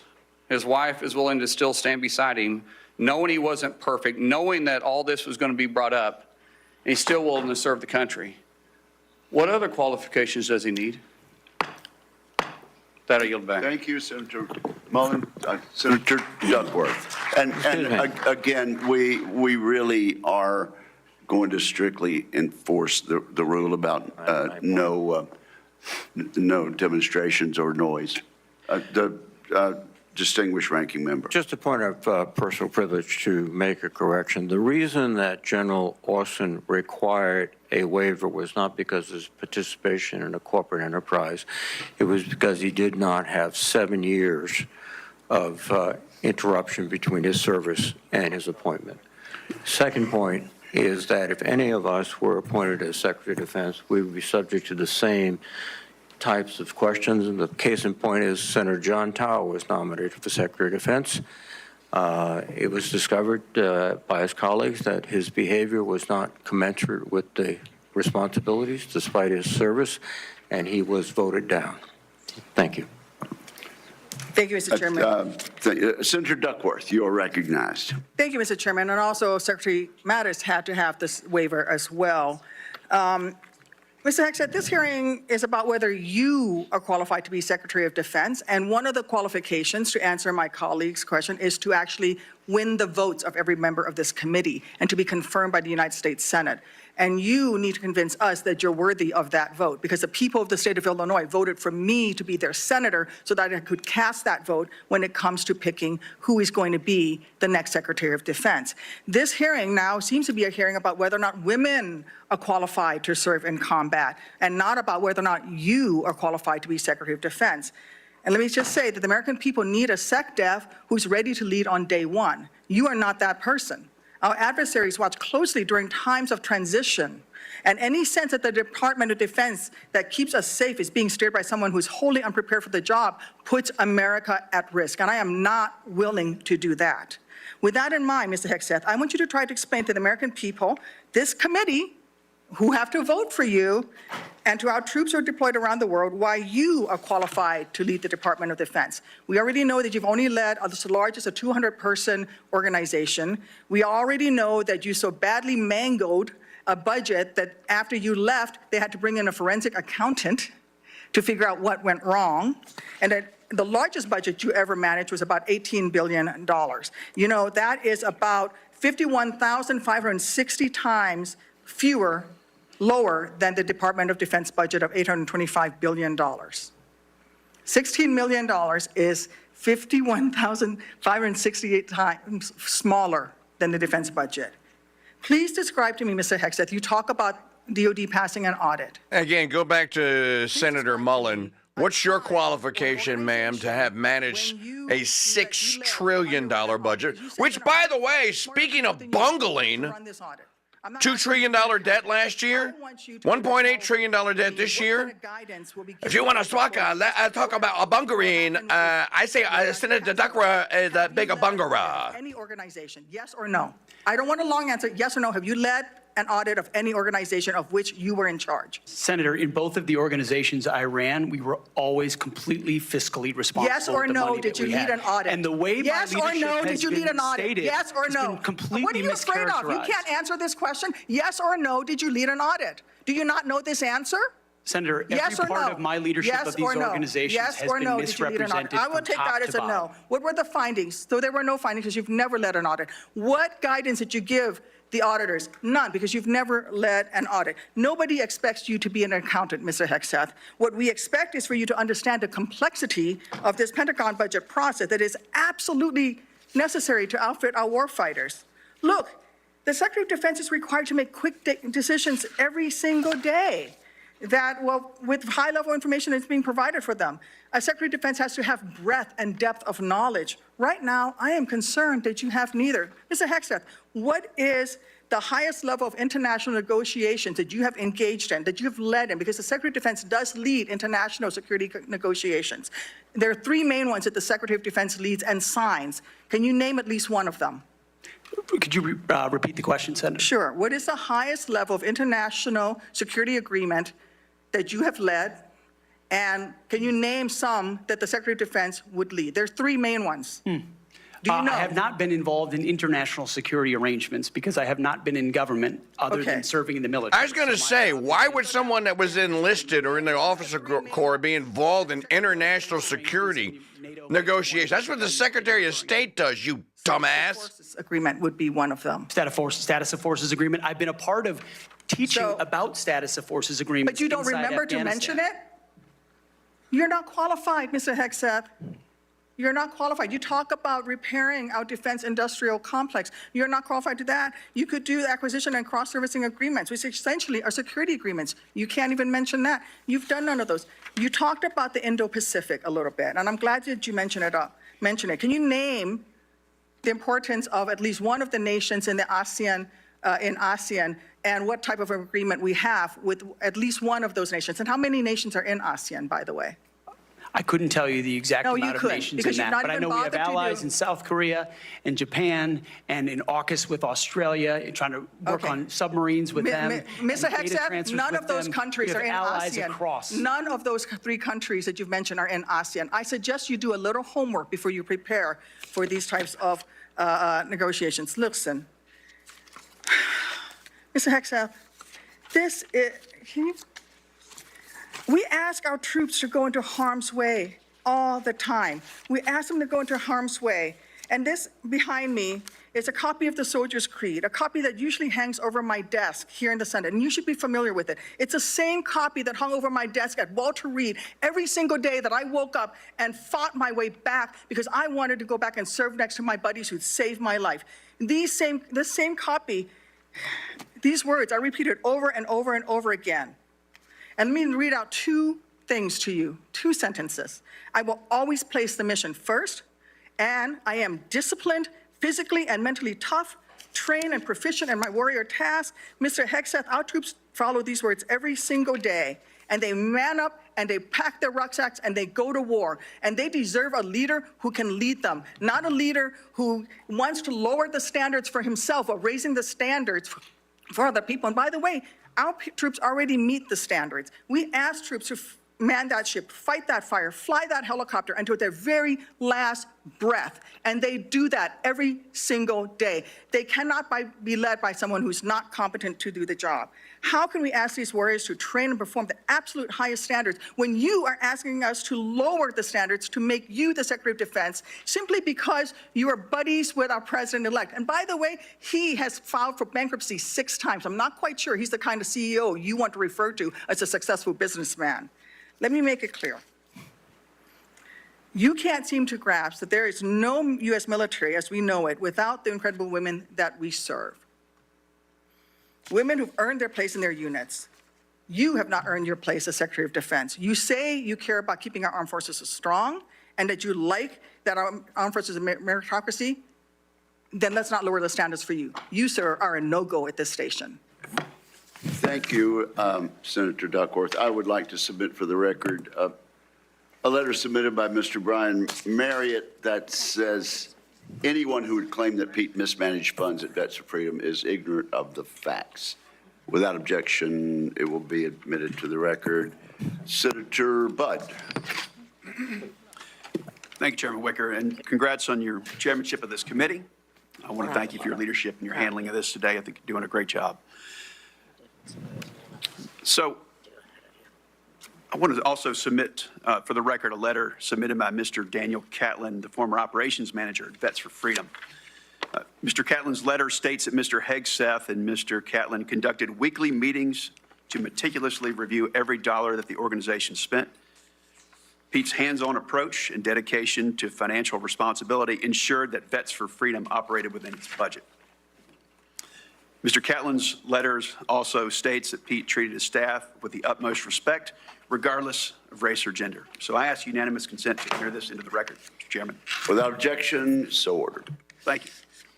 Mr. Hegseth, congratulations on your nomination. Thanks for appearing before the committee today. I enjoyed meeting you in my office before Christmas, and I've enjoyed our friendship before that. You know, you stated in your advanced policy questions that the American people need to be informed, engaged, and inspired to join our military. I wholeheartedly agree with that. And we also have a problem, though, with obesity and falling academic standards. It's very concerning. We've talked about that before. So if confirmed, how would you approach increasing the number of Americans eligible to serve in the military, but without lowering standards? Well, Senator, I think there are already, to the credit of, I believe, the Army and other services have now caught up to that, which have piloted programs that have had some success, that have allowed young Americans who want to serve in the military but can't necessarily pass the ASVAB or pass the APFT to get into basic training, an opportunity to get caught up, a preparatory class. Sure. Unfortunately, yes, we do have a problem of obesity in our country, not necessarily something that the, if I'm confirmed, Secretary of Defense is able to address. But I do think leading from the front matters. I do think having a Secretary of Defense that will go out and do PT with the troops matters. that has been out there and done that before. And hopefully that's a motivating factor for young people. But the reality of obesity and criminal backgrounds and medical problems have long been an issue of recruitment in America, unfortunately. What changed is the perception of military service because of the condition of the services, and frankly, because of, in some ways, the way our schools don't teach young people to love the country anymore. And if you don't love the country, why do you want to serve that country? That's a deeper problem. But all of those things need to be addressed to revive recruiting, and obesity is certainly a part of it. Thank you for that. So I've had multiple conversations, young folks back in North Carolina, young men, young women, and we get to meet a lot of them. But, you know, I hear from some of these folks who I encourage to join the military. They say that they're concerned that it's become politicized. And if confirmed, would you commit to working with my office to address the military recruiting crisis and ensuring the military is focused on warfighting? Senator, absolutely. Number one, from day one, with a mandate from the Commander-in-Chief, who received that mandate when Americans spoke out loudly and said, we want peace through strength, we want America first foreign policy, and we don't want political ideology driving decisions inside our Defense Department. That was clear. It's an infection that the American people are acutely aware of, which the men and women in this room have lived firsthand. I've lived it firsthand. And that's why it will be a priority. And I truly believe, and I'm humbled by this, the response we've already seen from young men and women who've decided to join the military when they had said, I wasn't going to. But seeing a Commander-in-Chief, Donald Trump, reassured them. Seeing the possibility, if confirmed, of a Secretary of Defense that would have their back reassured them. And so in the first couple of months after President Trump's election, we have already seen, the numbers are there, a recruiting surge in all the services that I would welcome the opportunity to continue. And it's humbling to think that families across this country would have confidence in us to deliver for their young men and women. There's no more important task. Thank you for that. So shifting gears a bit, I want to hear some of your thoughts on the growing fighter aircraft capacity gap with China and what this means for a potential fight in the Indo-Pacific. So if confirmed, what policy recommendations will you make to the President on procurement and maintenance of 4th and 5th generation fighters while we continue to research and develop 6th generation and collaborative combat aircraft? Senator, that's a very important conversation, one that I've been looking at a great deal. A lot of it, just to be clear, involves classifications and understanding precisely cost and capabilities, including capabilities of enemy systems, both not just 4th and 5th, but potential 6th generation, which we've already seen a prototype released from the Chinese. That's a dangerous development, considering at least the publicly understood condition of NGAD, which I look forward to the opportunity to looking underneath the hood on that. But ensuring 4th and 5th are capable and upgraded as necessary will be a part of our contingency. But when you look at what's happening in the Indo-Pacific, say operability, range is going to matter because it's such a large battle space. That will all factor in decisions that are made. And that's where I feel, frankly, a little bit liberated, is that I didn't work at Lockheed or any number of, pick a defense contractor. I didn't mean to point one out in particular. Pick any. I don't have a special interest in any particular system or any particular company or any particular narrative. I want to know what works. I want to know what defeats our enemies, what keeps us safe, what deters them, what keeps our enemies up at night. Whatever that is, I want more of it, and I want to invest in it.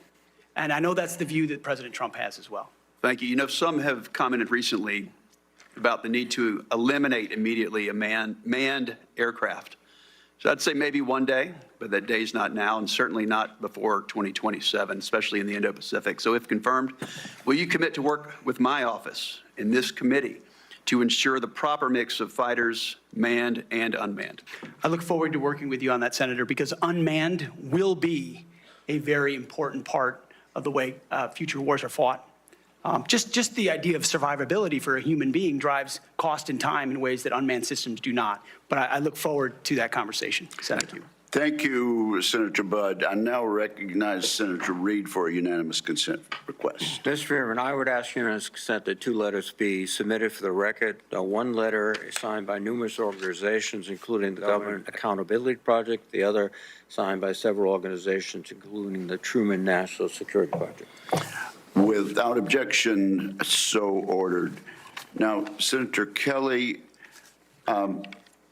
Senator Rosen got here after the gavel went down. Do you really want to go ahead of her? I am going to defer to my good friend and colleague, Senator Rosen, That from is the a really great good, state of Nevada. Really good decision. Senator Rosen, you are recognized. And thank you, Senator Kelly. I owe you one. Thank you, Chairman Wicker, Ranking Member Reed, for holding this hearing. And Mr. Hegseth, I appreciate your service and your willingness to serve again. However, I am deeply disappointed that you would not agree to meet with me, as other members have said on this committee prior to this hearing, as is the precedent for this committee and others. So let me tell you a little bit about what I would have talked about had you made yourself available prior to the hearing. Nevada is home to the premier aviation training ranges for both the Air Force and the Navy, the largest ammunition depot in the world, and the only place in the country where we are able to verify the reliability of our nuclear stockpile without the need for explosive testing. The Nevada National Guard is one of the only few units across the country with the mission of fighting wildfires. That's for another hearing.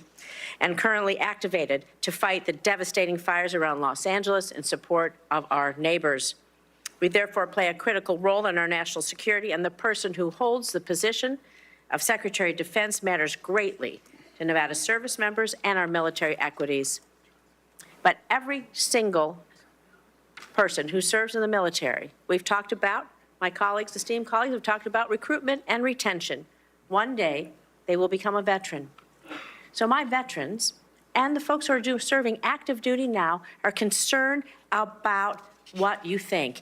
DOD does not have jurisdiction over Nevada's 200,000 plus veterans. But I am interested in your views about the service members once they've transitioned out of the military, given the influence you would have while they're in service if confirmed. In 2019, on a segment of Fox and Friends, you said that veteran service organizations, VSOs, I'm going to quote, encourage veterans to apply for every government benefit they can ever get after they leave the service.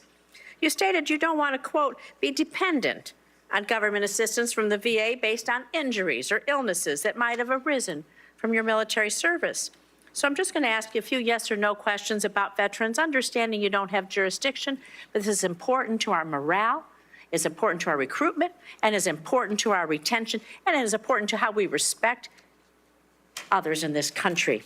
So yes or no, please. Do you believe that VSOs are wrong to support veterans in obtaining the benefits that they have rightfully earned and deserved when they signed that line like you did for your service? Senator, yes or no, veterans please. deserve the benefits they've earned. I have been in many battles with traditional veteran you would service agree that organizations over differences of opinion about how to deliver those services, So yes or including no? Veterans Do you believe Choice, VSOs are wrong? which is VSOs is a very broad term. We were a VSO also, ma'am. But So some of those should they services be took able a to traditionally obtain, should they be able to bureaucratic help approach. the veterans obtain the benefits that they have earned? Yes or no? Should anyone be able to help? Every veteran should have Right, rapid thank you. access to Do you all the believe that benefits veterans they've should be earned. ashamed for Absolutely. having sought and obtained the benefits that they have earned? Do you think veterans should be ashamed to seek out benefits? Senator, I think Yes or we no? should be ashamed as a nation of the amount of veterans that commit you think suicide veterans because they hit a brick should be wall. ashamed? They commit suicide because This is they hit not a the brick question, wall sir. of the I'm going to bureaucracy move on. of I'm the going to VA. take that And as a reformers yes. are not courage enough. How about veterans who suffer lasting Take it on. injuries or illnesses due to their military service? Do you think they deserve our support and assistance? I mean, your answers to these, they're too broad. People want to know, are you willing to support our veterans organizations that will help our veterans get every damn thing that they deserve because they signed on the dotted line to keep us safe, just like you did? I respect that. Will you?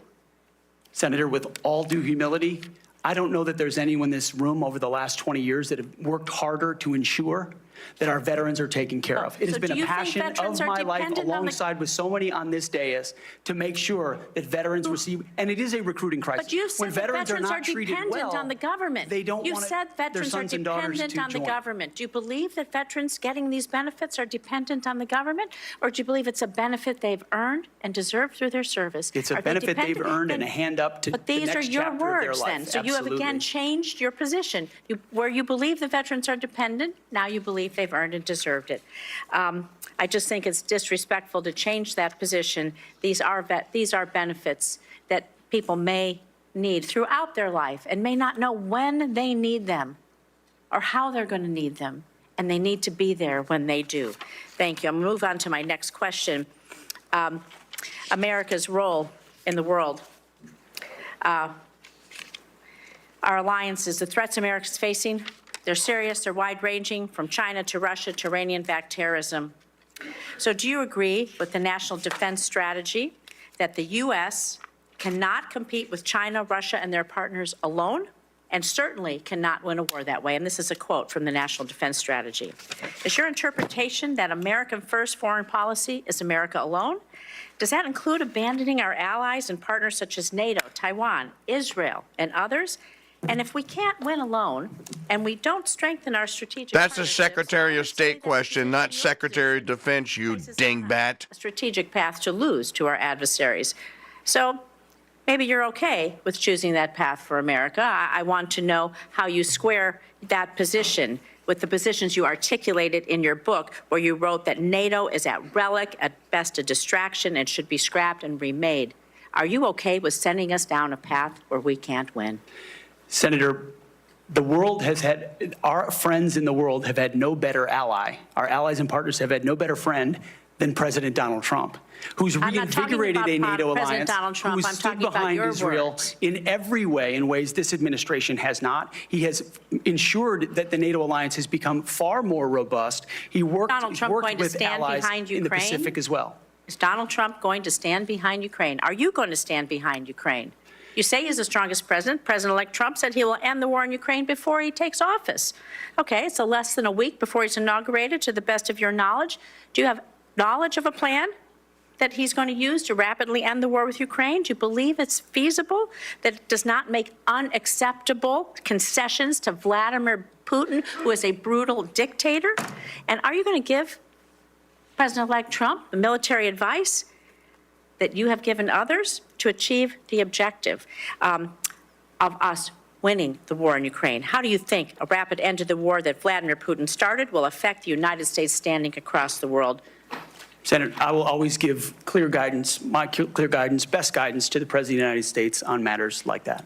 Do you think that if we concede to Vladimir Putin that will hurt our credibility with our allies and partners? And do you not believe that our adversaries are watching? Perhaps you can take that for the record, Mr. Hegseth. Senator Schmidt. Thank you, Mr. Chairman. I'd like to submit for the record a letter submitted by Mr. Christopher Ahn, the former Director of Operations for Vets for Freedom. Mr. Ahn, his letter states that the suggestion, quote, the suggestion that funds were misused for personal gain, lavish parties, or other improper purposes is categorically false. Throughout my time working with Pete Hegseth, he consistently demonstrated exceptional integrity and leadership. I asked unanimous consent to enter this letter into the record. Without objection, so ordered. Senator Schmidt. Thank you, Mr. Chairman. Mr. Hegseth, good to see you here today. Thank you for your service. Thank you, Senator. And your willingness to serve. I also want to thank you for your clarity in articulating the vision you have for the Department of Defense in restoring an ethos, a warrior ethos. Which is in stark contrast to the ethos we've seen the last 4 years, which is of weakness and wokeness. And I want to drill down on a few things specifically and exactly how we've gotten to where we've gotten with recruiting and morale. DEI. There's been a little bit of discussion about this, but for those watching at home, DEI is not about giving everybody opportunity. It is rooted in cultural Marxism. The idea that you pit the room, any room, with oppressor versus oppressed. It's race essentialism, and it is poison. It has no business whatsoever in our military. I think the American people have spoken loudly and clearly about this. They're tired of this.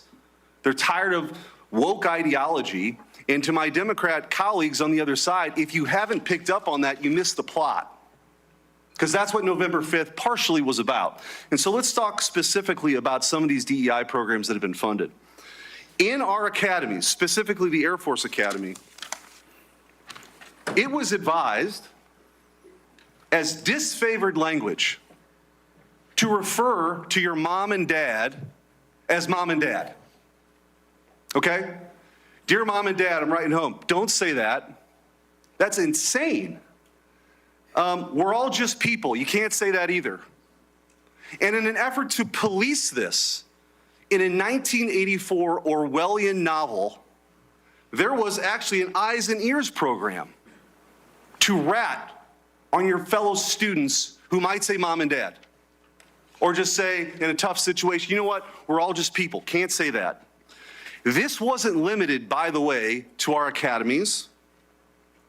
The Secretary of the Air Force, our current Secretary of the Air Force, in a memo from August of 2022, thought we had too many white officers, advocated for quotas. And if you crunch the numbers, that meant that 5,800 white officers who've worked really hard should be fired. In the United States of America, I don't know how we got here. And by the way, the Air Force isn't alone here. The Navy sort of touted a drag queen influencer. This stuff is insane. And people wonder why recruiting has dropped off. And let me just go through a few numbers, then I want to get your comments on how we fix this, because it's gone completely off the rails. In 2022, the Army missed their recruiting goal of 60,000 soldiers by over 15,000. In 2023, the Navy missed their recruiting goals by over 7,000. In 2022, the Air Force couldn't meet their standards, their numbers, even though they lowered their standards. They've lowered their standards to meet numbers they still can't get to. Mr. Hegseth, we got to fix this.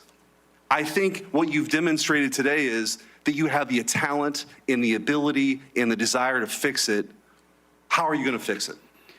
Well, Senator, thank you for the question. First and foremost, up front, you have to tear out DEI and CRT initiatives root and branch out of institutions. 100%.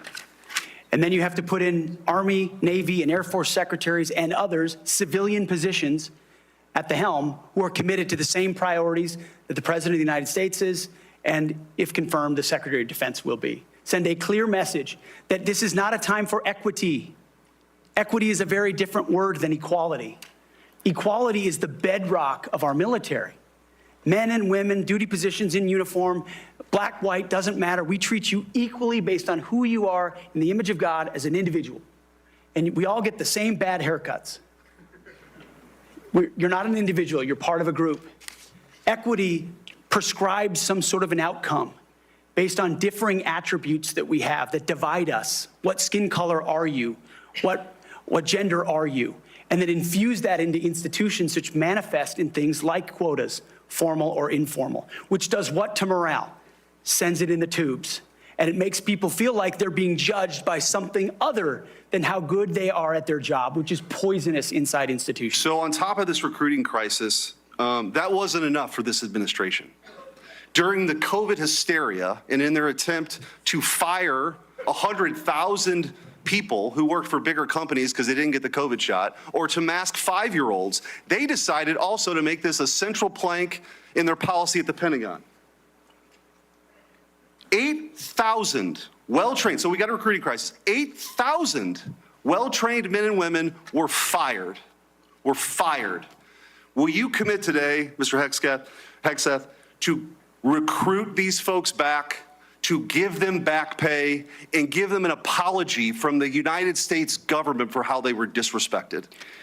Senator, I will commit to this because the Commander-in-Chief has committed to this, that not only will they be reinstated, they will receive an apology, back pay, and rank that they lost because they were forced out due to an experimental vaccine. Thank you, and I'm a limited time, but I just want to say, for all the talk of experience and not coming from the same cocktail parties that permanent Washington is used to, you are a breath of fresh air. And again, if you weren't paying attention to what this election was all about, it was about the disruptors versus the establishment. And the American people have had enough of business as usual for the same people that we line up for these same jobs who give us the same results. We need somebody who's going to go in there and fight for innovation, fight for change. I think you're that person, and I appreciate your willingness to sit here and listen to some of these undignified attacks. It's ridiculous. Thank you. Captain Mark Kelly, you're recognized. Thank you, Mr. Chairman. Congratulations on your chairmanship. I want to make a request to the committee that we have a second round of questions. Pursuant to the bipartisan staff agreement that we reached late last year, this will be one round of 7-minute questions. All right. Thank you. Thank you, Mr. Chairman. I'll be happy to recognize my colleague, Mr. Reed. I think it's important to note for the record that when Secretary Hagel was here, we had 3 rounds of questioning.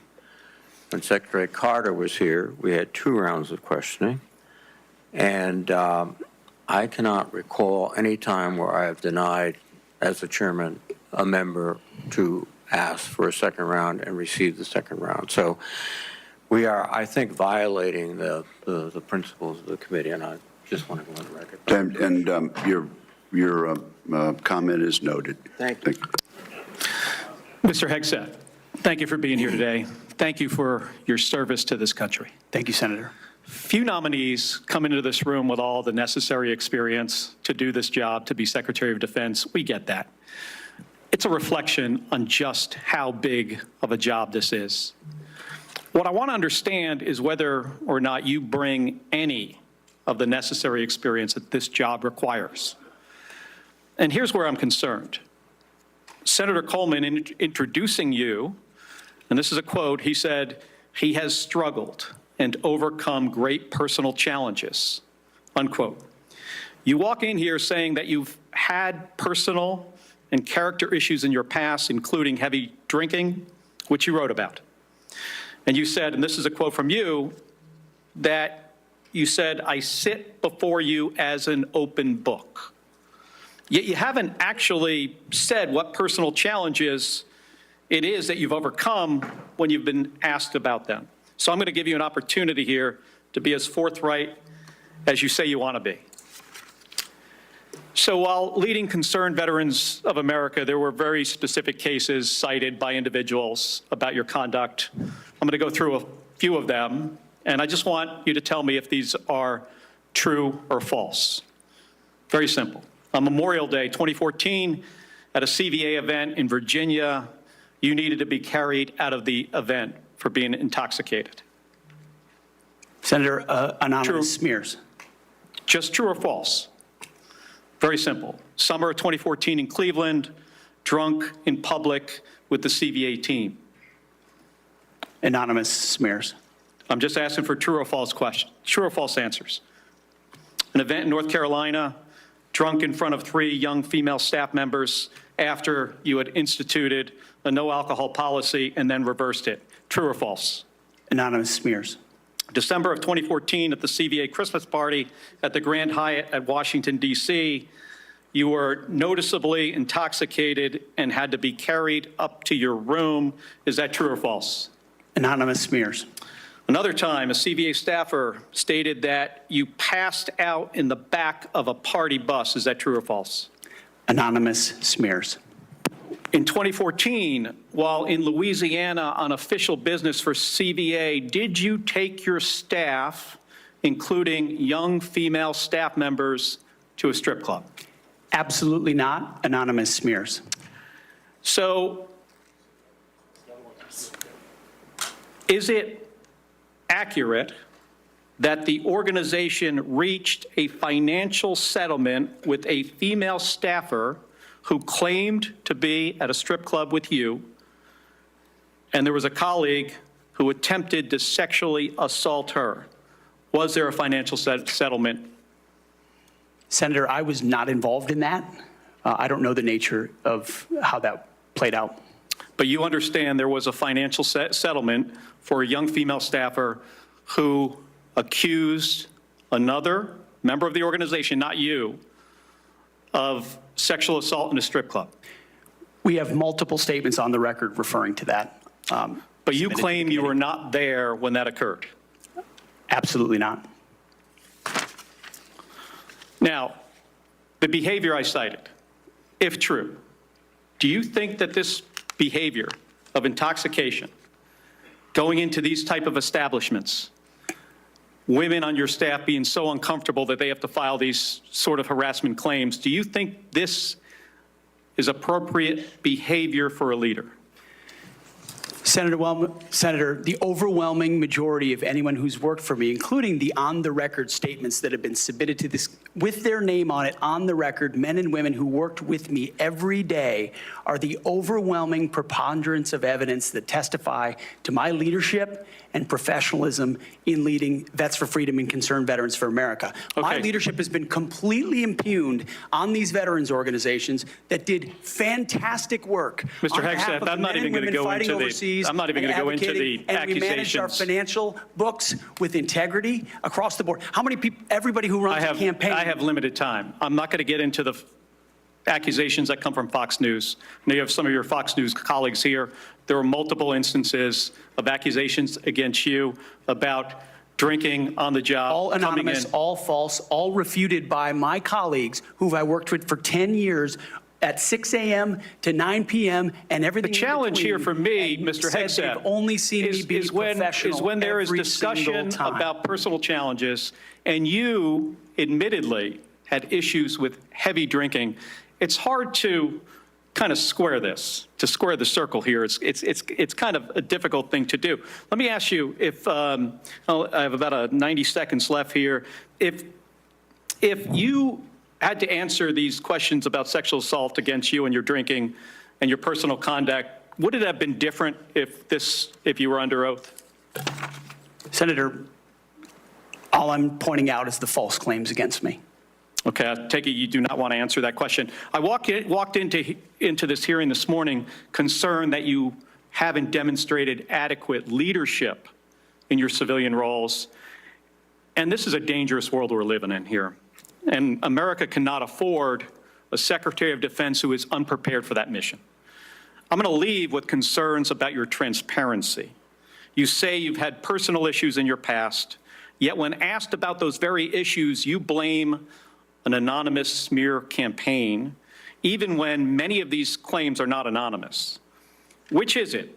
Have you overcome personal issues, or are you the target of a smear campaign? It can't be both. It's clear to me that you're not being honest with us or the American people because you know the truth would disqualify you from getting the job. And just as concerning as each of these specific disqualifying accusations are, what concerns me just as much is the idea of having a Secretary of Defense who is not transparent. Thank you, Mr. Chairman. I yield back my 2 seconds. Thank you, Senator Kelly. I would, at this point, ask unanimous consent to introduce into the record letters by Tina Kingston, Louisiana State Director of Concerned Veterans for America, and Holly Talley, Louisiana Local Director of Concerned Veterans for America, attesting to the appropriateness of Mr. Hegseth's conduct with regard to female staffers. Without objection, that is added to the record.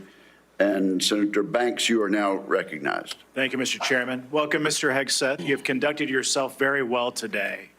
In fact, so well that I believe it's incumbent upon this committee to confirm you ASAP to get you on the job, to clean up the mess that we have at the Pentagon ongoing at this moment because of the leadership there over the last 4 years that's failed us. In President Biden's first year in office, the Department of Defense spent over 5 million man-hours on quote-unquote counter-extremism and diversity training, what you and I might call woke training or DEI.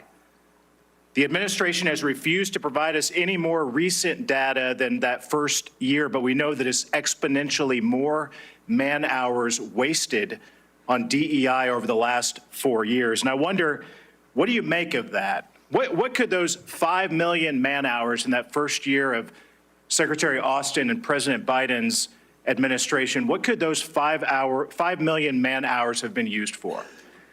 Senator, that's a lot of service members sitting in a lot of briefs, hearing about a lot of threats or political perspectives that might be dangerous, that do not comport to threats that actually exist inside the force, or ideas that introduce critical race theory or DEI or climate change initiatives that they and their commands have to conform to. And every time one of those happens, it gets pushed down the chain of command. That also includes new layers of leadership that have been created under this administration, committed to enforcing those types of DEI and CRT initiatives. So we hear 5 million man hours, and that sounds like a lot. The more troubling aspect is how many training hours that takes away from a company commander or battalion commander or a wing commander who's out there trying to maintain their force, which is already constrained because of what the Biden administration has done to the defense budget and defense capabilities. So they're having to choose between the political prerogatives of the civilians who are demanding more DEI and CRT and gender quotas and the readiness of their forces. And I believe this Pentagon is prepared, because of our commander-in-chief, for a Secretary of Defense, should I be confirmed, that laser focuses on these issues, and they're ready to respond. They want to pack their rucksacks and go train because they understand we live in a dangerous world. I think that's an important point, a key point, because months later, while the priority of the Biden-Austin-led Pentagon was on DEI and woke training, one of the biggest embarrassments in American history happened when we lost 13 of our heroes in the botched withdrawal from Afghanistan. Secretary Austin testified before the House Armed Services Committee a couple of years ago, and responding to a question from me said he had, quote, no regrets about what happened in Afghanistan. I wonder, what do you make of that? Senator, it's shameful. They still tout it as the most successful airlift in American history, when what the rest of us all saw was true laid before our eyes. Utter failure, a destruction of a military legacy there, abandonment of our allies, death of American troops, detriment to our reputation, and then no answers and no accountability on the other side. And then what was unleashed because of what happened in Afghanistan? The October 7th attacks, an invasion into Ukraine. The world recognized weakness for what it was. And who bore the brunt for it? The troops on the front lines at Abbey Gate doing an impossible job, whose external security was the Taliban, because there was no actual plan for this under the Biden administration. And yet, not a single person, the only person held accountable in those moments was a Marine Corps lieutenant colonel who had the courage to stand up and say someone should be held accountable for that. His name is Stu Scheller. No one else involved has ever taken accountability for it. And when that microcosm becomes the reality of the perception of the American military or America's commitment to victory and success and positive outcomes, the world responds to that. President Trump is going to restore real deterrence by bringing a real warrior culture back, rebuilding our military, and ending wars properly. And if we have to fight them, winning them decisively. I served in Afghanistan, you served in Afghanistan. 75% of our nation's veterans disagree with how the withdrawal from Afghanistan was handled, the embarrassment of it. What that's done, I believe, has directly impacted our historic recruitment crisis in this country, without a doubt. And you've already talked about that, but how do we fix it? How do we bring pride back to wearing the uniform for the next generation, to inspire them to do what you and I did, to raise our right hand and take that oath and serve this great country? I really do think it comes back to strong, clear leadership, patriotic, pro-American leadership that says we're not going to focus on all the other political prerogatives. That's why we all have political perspectives. I said this before and I'll say it again. In uniform, none of that matters. You wear green, you wear blue, you bleed red. That's it. Who you vote for doesn't matter. But when the perception of that changes, then you don't want people deciding whether to serve based on a political party in power. That's a dangerous thing for continuity inside your military, and it's fragile right now. President Trump, and if I'm confirmed with my leadership, we're going to restore the continuity of an apolitical military that acts decisively and only based on merit. They sound basic, but they're fundamental. You and I agree that wokeness is weakness. Mr. Hegseth, do you support racial quotas in recruitment or promotions in the United States military? Senator, I do not support any form of racial quota. Do you support affirmative action at our nation's military academies? Senator, I only support hiring and promoting and admitting the best and brightest, whatever their background is. I think that's very important. Mr. Hegseth, Lloyd Austin, the secretary, later went AWOL. He disappeared for days and never told the president, didn't even inform the president's chief of staff that he was going into the hospital. Would that ever occur on your watch? No, Senator. I know in any one of my jobs, if I had decided to go AWOL for even a day or two in uniform or around that, that would have been a concern. I believe accountability matters. No one to this day has ever, as you've said, been held accountable for what happened in Afghanistan. It was embarrassing to this country. It's impacted this country greatly. And I applaud you and President Trump for bringing accountability back to our Pentagon. With that, I yield back. Chair recognizes the distinguished ranking member for unanimous consent request. Mr. Chairman, I would like to submit an article discussing some of the issues of readiness and DEI. There has been a comment that 5.9 million man-hours have been used for DEI. General Miley clarified that that is an estimate out of more than 2 billion man-hours that the Department of Defense invested during the time period. Where is this published, sir? This is published by Megan Myers, and I will get the citation. Okay. Military.com, I'm sorry. Without objection, it will be admitted to the record. Thank you, Mr. And Senator Slotkin, welcome to the committee. Thank and you. Are recognized. Thank you, Senator, and thank you for referencing the great Carl Levin as you introduced me. We miss him in Michigan. For those who I haven't met in my 1 week that I've been sworn into the Senate, I'm a CIA officer recruited after 9/11. I did 3 tours armed in Iraq alongside the military, and have worked for 4 different secretaries of defense, both Democrat and Republican, proudly, and watched them make decisions that literally determine the life and death of Americans in the dark of night. I'm also a Democrat representing a state that Trump won, right? We both won on the same ballot. So I understand that President Trump has the right to nominate his people. We are going to have policies that we disagree with. All of that, to me, comes very standard. What I think I'm most concerned with is that no president has the right to use the uniformed military in a way that violates the U.S. Constitution and further taints the military as that apolitical institution that we all want, right? And our founders designed the system so that, we had posse comitatus, that we weren't going to use active duty military inside the United States and make American citizens potentially scared of their own military. We went through our own experience with that with the British. As the Secretary of Defense, you will be the one man standing in the breach should President Trump give an illegal order, right? I'm not saying he will, but if he does, you are going to be the guy that he calls to implement this order. Do you agree that there are some orders that can be given by the Commander-in-Chief that would violate the U.S. Constitution? Senator, thank you for your service.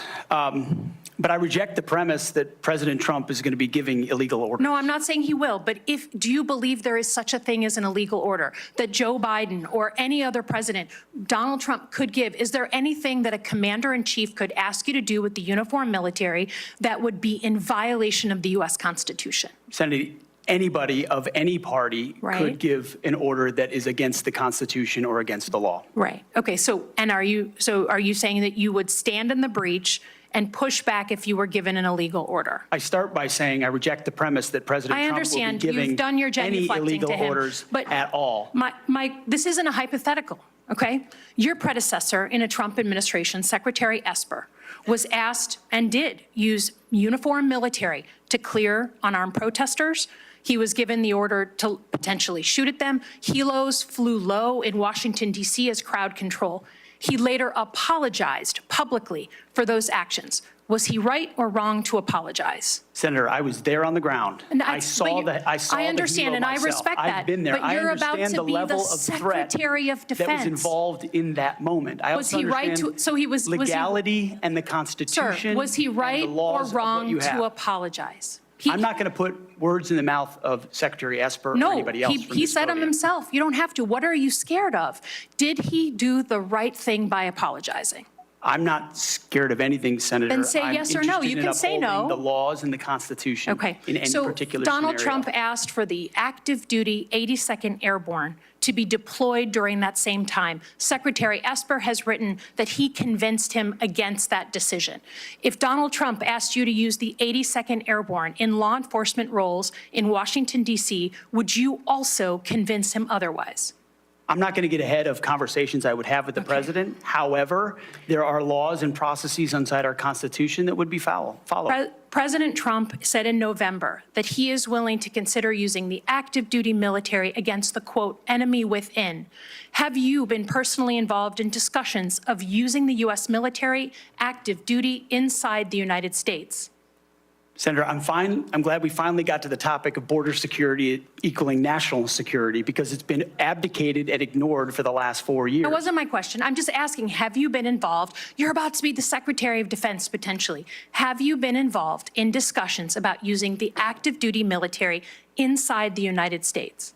Senator, I am not yet the Secretary of Defense. Right. I'm just asking. If confirmed, I would be party to any number of conversations. So you haven't been in any of these conversations? Which I would not reveal what I have discussed with the President of the United States. No, just have you been in conversations? You're going to be in charge of 3 million people. The active duty that I know you care about, I believe you care about. So have you been in conversations about using the active duty in any way?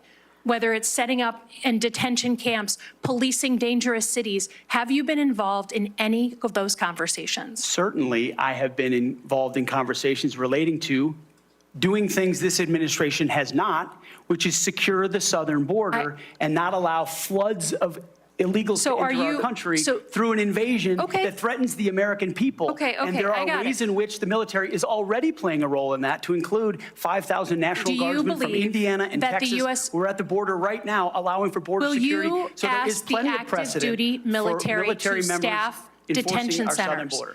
Our U.S. military is not trained in law enforcement roles. I think you know that, right? We've seen how that mission is difficult for them in places like Iraq and Afghanistan because that's not the training a uniformed military comes with. Do you support the use of active duty military in supporting detention camps? Senator, everything we will do would be lawful and under the Constitution, but I recognize that this administration has abdicated its responsibility. President Trump is going to restore order at the border, prevent our enemies from invading, and yes, he has said Sir, I get your filibustering. I get it. I get it. Part of what happens. In the spirit of preserving the institution that I think we both care about, legitimately, the Uniform Code of Military Justice. I've heard a couple of different things. One, you said you will not change the Uniform Code of Military Justice, which is what governs justice system in the military. Yes or no? You said that earlier. Those are laws, Senator, set by Congress. Okay, so you will not go to change it. You will not attempt to change it. You also said that JAG officers are potentially people who put their own interests in their own medals and promotions ahead of the troops. Senator Lindsey Graham was a JAG officer for most of his life. Is that what you believe about those who implement our justice system in the U.S. military? Senator, I was speaking about particular JAG officers I've had to deal with in my military experience. Are you going to get not involved? About a member of the United States Senate. Are you, as Secretary of Defense, going to get involved in the implementation of the U.S. Military Code of Justice? Senator, ultimately, it will be a big part of my job to evaluate decisions vis-a-vis the Uniform Code of Military Justice. Yes. Have you seen fairly. Is CQ Brown on your list in the Warrior boards to be removed from his position? Senator, every single senior officer will be reviewed based on meritocracy, standards, lethality, and commitment to lawful orders they will be given. Thank you, Senator Slotkin. I now recognize Senator Shaheen for a unanimous consent request. Thank you, Mr. Chairman. I have a request from a former general who served 35 years, Dennis Leitch, who most recently was commander of the 94th Regional Readiness Command at Fort Devens, Mass., who has asked that his letter opposing Mr. Hegseth's nomination be entered into the record. Is there objection? Without objection, it will be entered. Also, I present a host of letters and op-eds from former co-workers at Vets for Freedom and Concerned Vets for America, as well as Fox News Channel. I also have letters and op-eds from many veterans and Iraqis and Afghanis who were helped by Mr. Hegseth. I ask unanimous consent to introduce these letters and op-eds. Without objection, is so ordered. Senator Sheehy, you've been very patient. Thank you, Mr. Chairman. Entering a support letter in for Mr. Hegseth, submitted by nearly 90 former soldiers who served with Pete in combat. I would like to submit a statement from 86 of them who support his nomination, although they come from different units and ranks. The signatories commend Mr. Hegseth for his selfless leadership, love of his soldiers, and commitment to our country. 2 items. Sorry, 1 item. I ask unanimous consent to enter this into the record. Without objection, it will be entered. Thank you, Mr. Chairman. Pete, I'm actually going to ask you questions because I want to hear your answer. How many genders are there? Tough one. Senator, there are 2 genders. I know that well. I'm a she/he, so I'm on board. What is the diameter of the rifle round fired out of an M4A1 rifle? That's a 5.56. How many push-ups can you do? I did 5 sets of 47 this morning. What do you think are most important strategic bases in the Pacific? In the Pacific, Guam is pretty strategically significant. How many rounds of 5.56 can you fit into the magazine of an M4 rifle? Depends on the magazine, but standard issue is 30, Senator. And what size round does the M9 Beretta standard issue sidearm for the military fire? A 9mm, Senator. What kind of batteries do you put in your night vision goggle? Duracell. So right there, you're representing qualifications that show you understand what the warfighter deals with every single day on the battlefield. You understand what happens on the front line where our troops will be. And what happens, unfortunately, in this country is decisions made in rooms like this, bad decisions, end up in dead 17, 18, 19-year-old Americans. And those Americans rarely come from families that sit in rooms like this. They come from lower, middle-income families who sometimes the military is their only way out. And they join because maybe they want to go to college. Maybe they had no other choice. Maybe they love this country. But for whatever reason, they joined and they sat on the dotted line. And when people like us screw up, they don't come home. And that's the one thing that I care about. As you remember when I shut the door, when you came with your entourage, Senator Coleman, I've known for a long time, and you and I sat together and asked you one question. You remember what that question was? Are you going to have the backs of the war fighters? Exactly. What is going to be your #1 priority? And I don't care, frankly, what all these letters and articles say. I've been a part of a smear campaign too, I get it. I care that you're going to have one thing in mind when you sit in that chair in that 5-sided building, and you told me what that was. So with that, you have my support. I'm sorry you have to go through a process like this, but it is one of the most important jobs in the world. We got to make sure you're ready for it. I thank you for your answers. I got one final question that's very important to me. This is more of a technical question, but I think it's to fix the Army in this country is a 1 or 2 year problem. We can make bullets, we can make rifles. Fix the Air Force might be a 5-year problem. To fix our Navy is a decades-long pursuit. How are you going to fix our national? You don't have all the power. We're not China. Unfortunately, you can't snap your fingers. But how are you going to lead an initiative within the DoD to reinvigorate our national shipbuilding industry so we are able to compete with China? Because freedom of navigation is critical to our economy and the global economy. It's going to be a very important task for you to complete. It's a critical question, Senator, and that's why I'm grateful that President Trump has said definitively to me and publicly that shipbuilding will be one of his absolute top priorities of this administration. So a lot of it does go into pulling things up into the OSD's office, Secretary of Defense's office, to shine a spotlight on it, to make sure the bureaucracy doesn't strangle important initiatives that need to happen. We need to reinvigorate our defense industrial base in this country to include our shipbuilding capacity. Some of it is on the east, some of it's on the west, some of it's on the Great Lakes. The workforce problems that our shipyards are facing are significant, and there's been a big investment from this committee, I know, in a lot of those places because of the shortfalls, manpower issues, everything else. We also see adversaries that have been able to innovate themselves in ways that their shipbuilding capacity is, I won't reveal it at this hearing, multitudes and multitudes beyond our capabilities. So it needs to be a rapid investment, a rapid fielding, and then we need to incentivize outside entities to fill the gap. We talk a lot about UAVs. UAVs are very important, but there's also a future of UUVs, unmanned underwater vehicles, that will be a part of amplifying the impact of our Navy, because this administration has allowed our number of ships to drop below 300. It sets a projection of 340 or 350, but doesn't create the capacity to actually address it. And so if we're going to defend our interests, our allies, and put America first, we're going to have to be able to project power. That means shipbuilding. It means historic investments in our defense industrial base there. And then also driving innovation and cost savings in ways that only business leaders inside the Pentagon can do. When I'd add, I don't think any board in the world would have hired Steve Jobs or Elon Musk or Mark Zuckerberg when they founded their companies either. So this country was founded by young people who had a great vision. Thank you for being willing to serve your country again. And thanks for coming here today. I yield back, Chairman. Thank you, Senator Sheehy. You yield back the balance of your time. Mr. Ranking Member, can we agree that you and I will notify members of a specific time until which the record will remain open for submission of questions for the record? Yes, Mr. Chairman. That will be a day or two.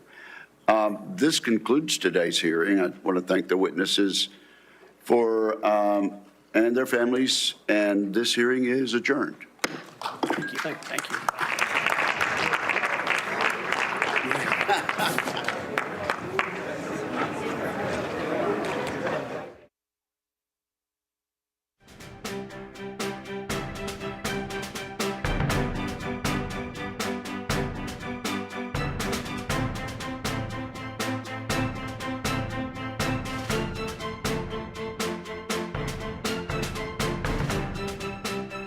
Wow, I can't believe that Fox News actually stayed with that hearing for the entirety of it. As did we here on the Crusade channel and the Mike Church Show, a very long, extended version. My commentary on this is I think that Hegseth did very well. I think that he comported and represented himself and his career and his family well. I also think that he did very well, and he did a great job of representing President-elect Trump, without throwing Trump under the bus or giving away any of the plans or any of the intentions of the incoming administration, and instead to defer and to say, well, you know, that's a decision that CIC has to make. That's commander-in-chief, or that's something that, you know, I would implement a policy. I wouldn't actually be making it.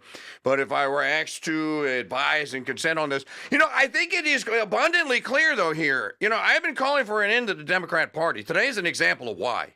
These people should not be anywhere near power. They are partisan hacks.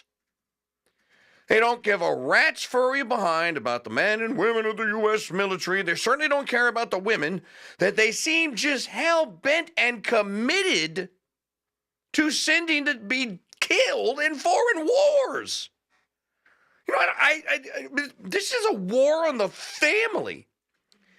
And I commend Pete Hegseth, and I hope he goes in, and I hope he does exactly what he said he was, what he told the what's the guy's name? Ryan, the SEAL guy. What he told that guy about women in combat. There shouldn't be any women in combat. He didn't give the family answer, but I understand that why he didn't give it. I think that he will be narrowly confirmed. I do not believe it's going to be a Lloyd Austin 97 vote. I think that the Democrats are here to try and thwart Make America Great Again, America First, whatever you want to call it, and Trump. And I think today was an example of it. You'll know when they're done, because he just said, I'm going to get together with a minority leader, and we're going to announce a time certain when you can still submit documents for the public record on the confirmation. So when that is done, then they'll reconvene that committee. They'll bring Hegseth back in there. They'll ask for a closing statement. They may allow another. I wouldn't do it if I were Wicker. I'm not going to let these wolves. I'm not going to let these wolves go have another shot at this guy so that Rick Madcow and the news nets have things to blast all over, because that's all this was about. You realize, of course, that this was scripted for CNN. This was a television production for tonight's MSNBC, CBS, ABC, NBC broadcasts. Mark my words, you'll see if you want to suffer enough and you want to go watch these guys, you're going to see why drunken, and I used to call Nancy Pelosi Winebox Nancy. How about Winebox Maisie? Maisie Hirahina. There's a joke inside the Capitol. They call her, what do they call her? Drunken Moana. They call her Drunken Moana. This is an embarrassing spectacle for the Democrat. If I was a Democrat, I'd quit. After today, and I saw some people that are saying, well, the Republicans they didn't ask questions. They asked some questions. I think that, this advise and consent business here with these nominees, this was not long and protracted and drawn out like this while the founding fathers and the next 2 or 3 generations were still alive. This is pretty much a recent phenomenon here, and it is to make politics, again, what is Church's maxim number 59? Politics is reality before reality television came along. Politics is primetime television for ugly people. You saw it today. These people couldn't get gigs in Hollywood productions, but they can sure as hell serve it up for the news. So this was the Democrat Party serving it up, serving the life and times and the career of Pete Hegseth up. And the way some of them comported themselves, like, I'm just going to take that as yes. Yeah, so when you were done beating your wife, Mr. Hegseth, and when you were done drunkenly beating your wife, which would disqualify you from being the Secretary of Defense, did you clean the bloody towel off afterwards? That's the kind of questions that he was getting. Again, it's an embarrassing disgrace. This was again, all those questions were scripted. They were probably written by Hollywood screenwriters and were sent in. The opposition research, as you can see, was busy, and they interviewed everyone. Imagine if you had to go and be confirmed in front of that committee. And they went and interviewed everyone, or me, and they went to heaven forfend. I just quit. I tell Trump, I don't think I'm going to get past that confirmation. I'm just going to go ahead and pull my name. Do I think that Hegseth is the guy? I think that he exudes youth, vim, vigor, and that he truly loves the U.S. military. To love something is to be close to it.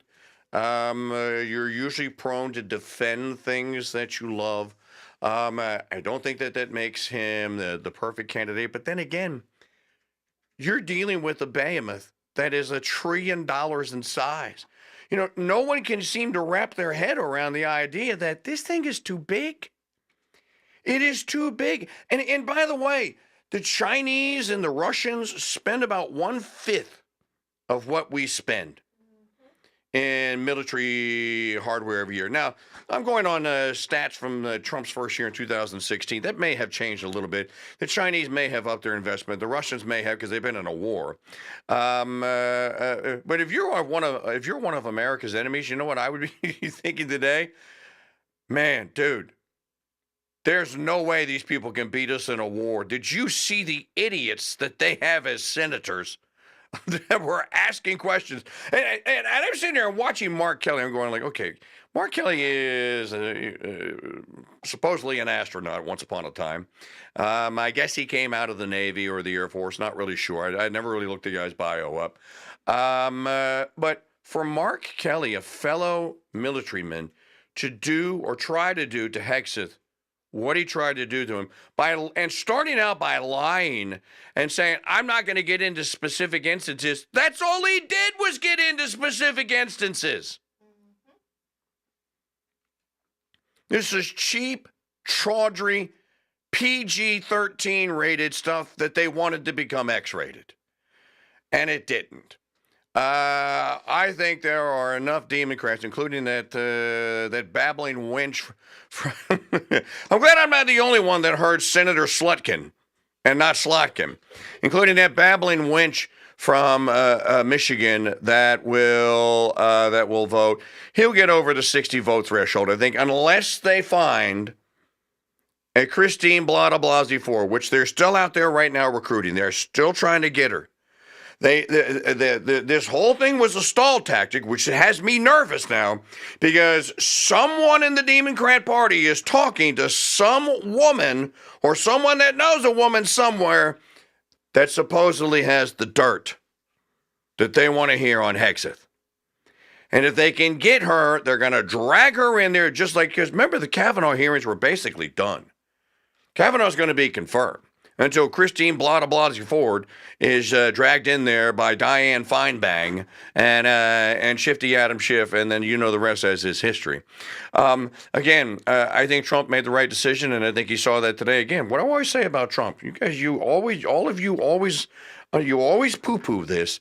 But you don't get to be in the position that President Trump is in, especially in the business world and entertainment world. Believe me, I worked in it for 30-some-odd years, because you're an idiot and you were born with a silver spoon in your mouth.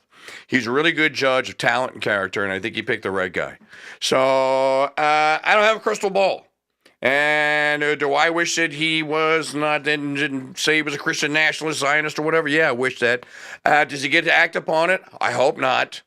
But for all that being said, this is the first one that they sent up there. This is kind of like the Trump MAGA trial balloon. Well, you saw today that this is not a compliant, you're going to work with you Democrat Party. They sent their assassins in there. I think they missed, just like Thomas Crook missed. It was a close shot, but I think they missed. We'll keep an eye on all this. We'll have all of the confirmation hearings as they go along here. We'll broadcast them all here on the Crusade Radio Network. Now we're going to send you back to the studio. I have a small favor. That makes today's day. I began on air at 6 a.m. It's now 1 p.m., so that's a 7-hour day. I had a little bit of a lunch break. It's a long day. Maggie's been here. Could you contribute to our January crowdfunding effort at crusadechannel.com/donate? You may have noticed we didn't run any commercials during that. I didn't do any live spots. I just rolled the hearing. In exchange for that, shop in the store with us. Our coffee, our cigars, Mike Church Show, neon retro T-shirts, hey, Pocket Constitution, so much great stuff. My spices and rubs, you can see over my left shoulder there. Shop.mikechurch.com. If you're not a Founders Pass member and you're watching on the YouTube, join us. You can do it for $5 a month, and you get to join our live Crusader Stadium chat room, which is a lot better than the one on YouTube. And there are people there that you'll see there every day, and they might actually like you. You might actually like them. Go to crusadechannel.com/offer. And finally, to make a donation in any amount for the extra effort, hey, Lama, hey, how about a little something, for the effort, Oh, there won't be any payment today, but no, I don't want the deathbed thing. I need the payment. crusadechannel.com/offer. Sign up for as little as $5 a month. We will now join today's Mike Church Show rebroadcast in progress. When news breaks out here on the Mike Church Show on the Crusade Radio Network, we break in. Thanks for watching with us. God bless you and Mary keep you.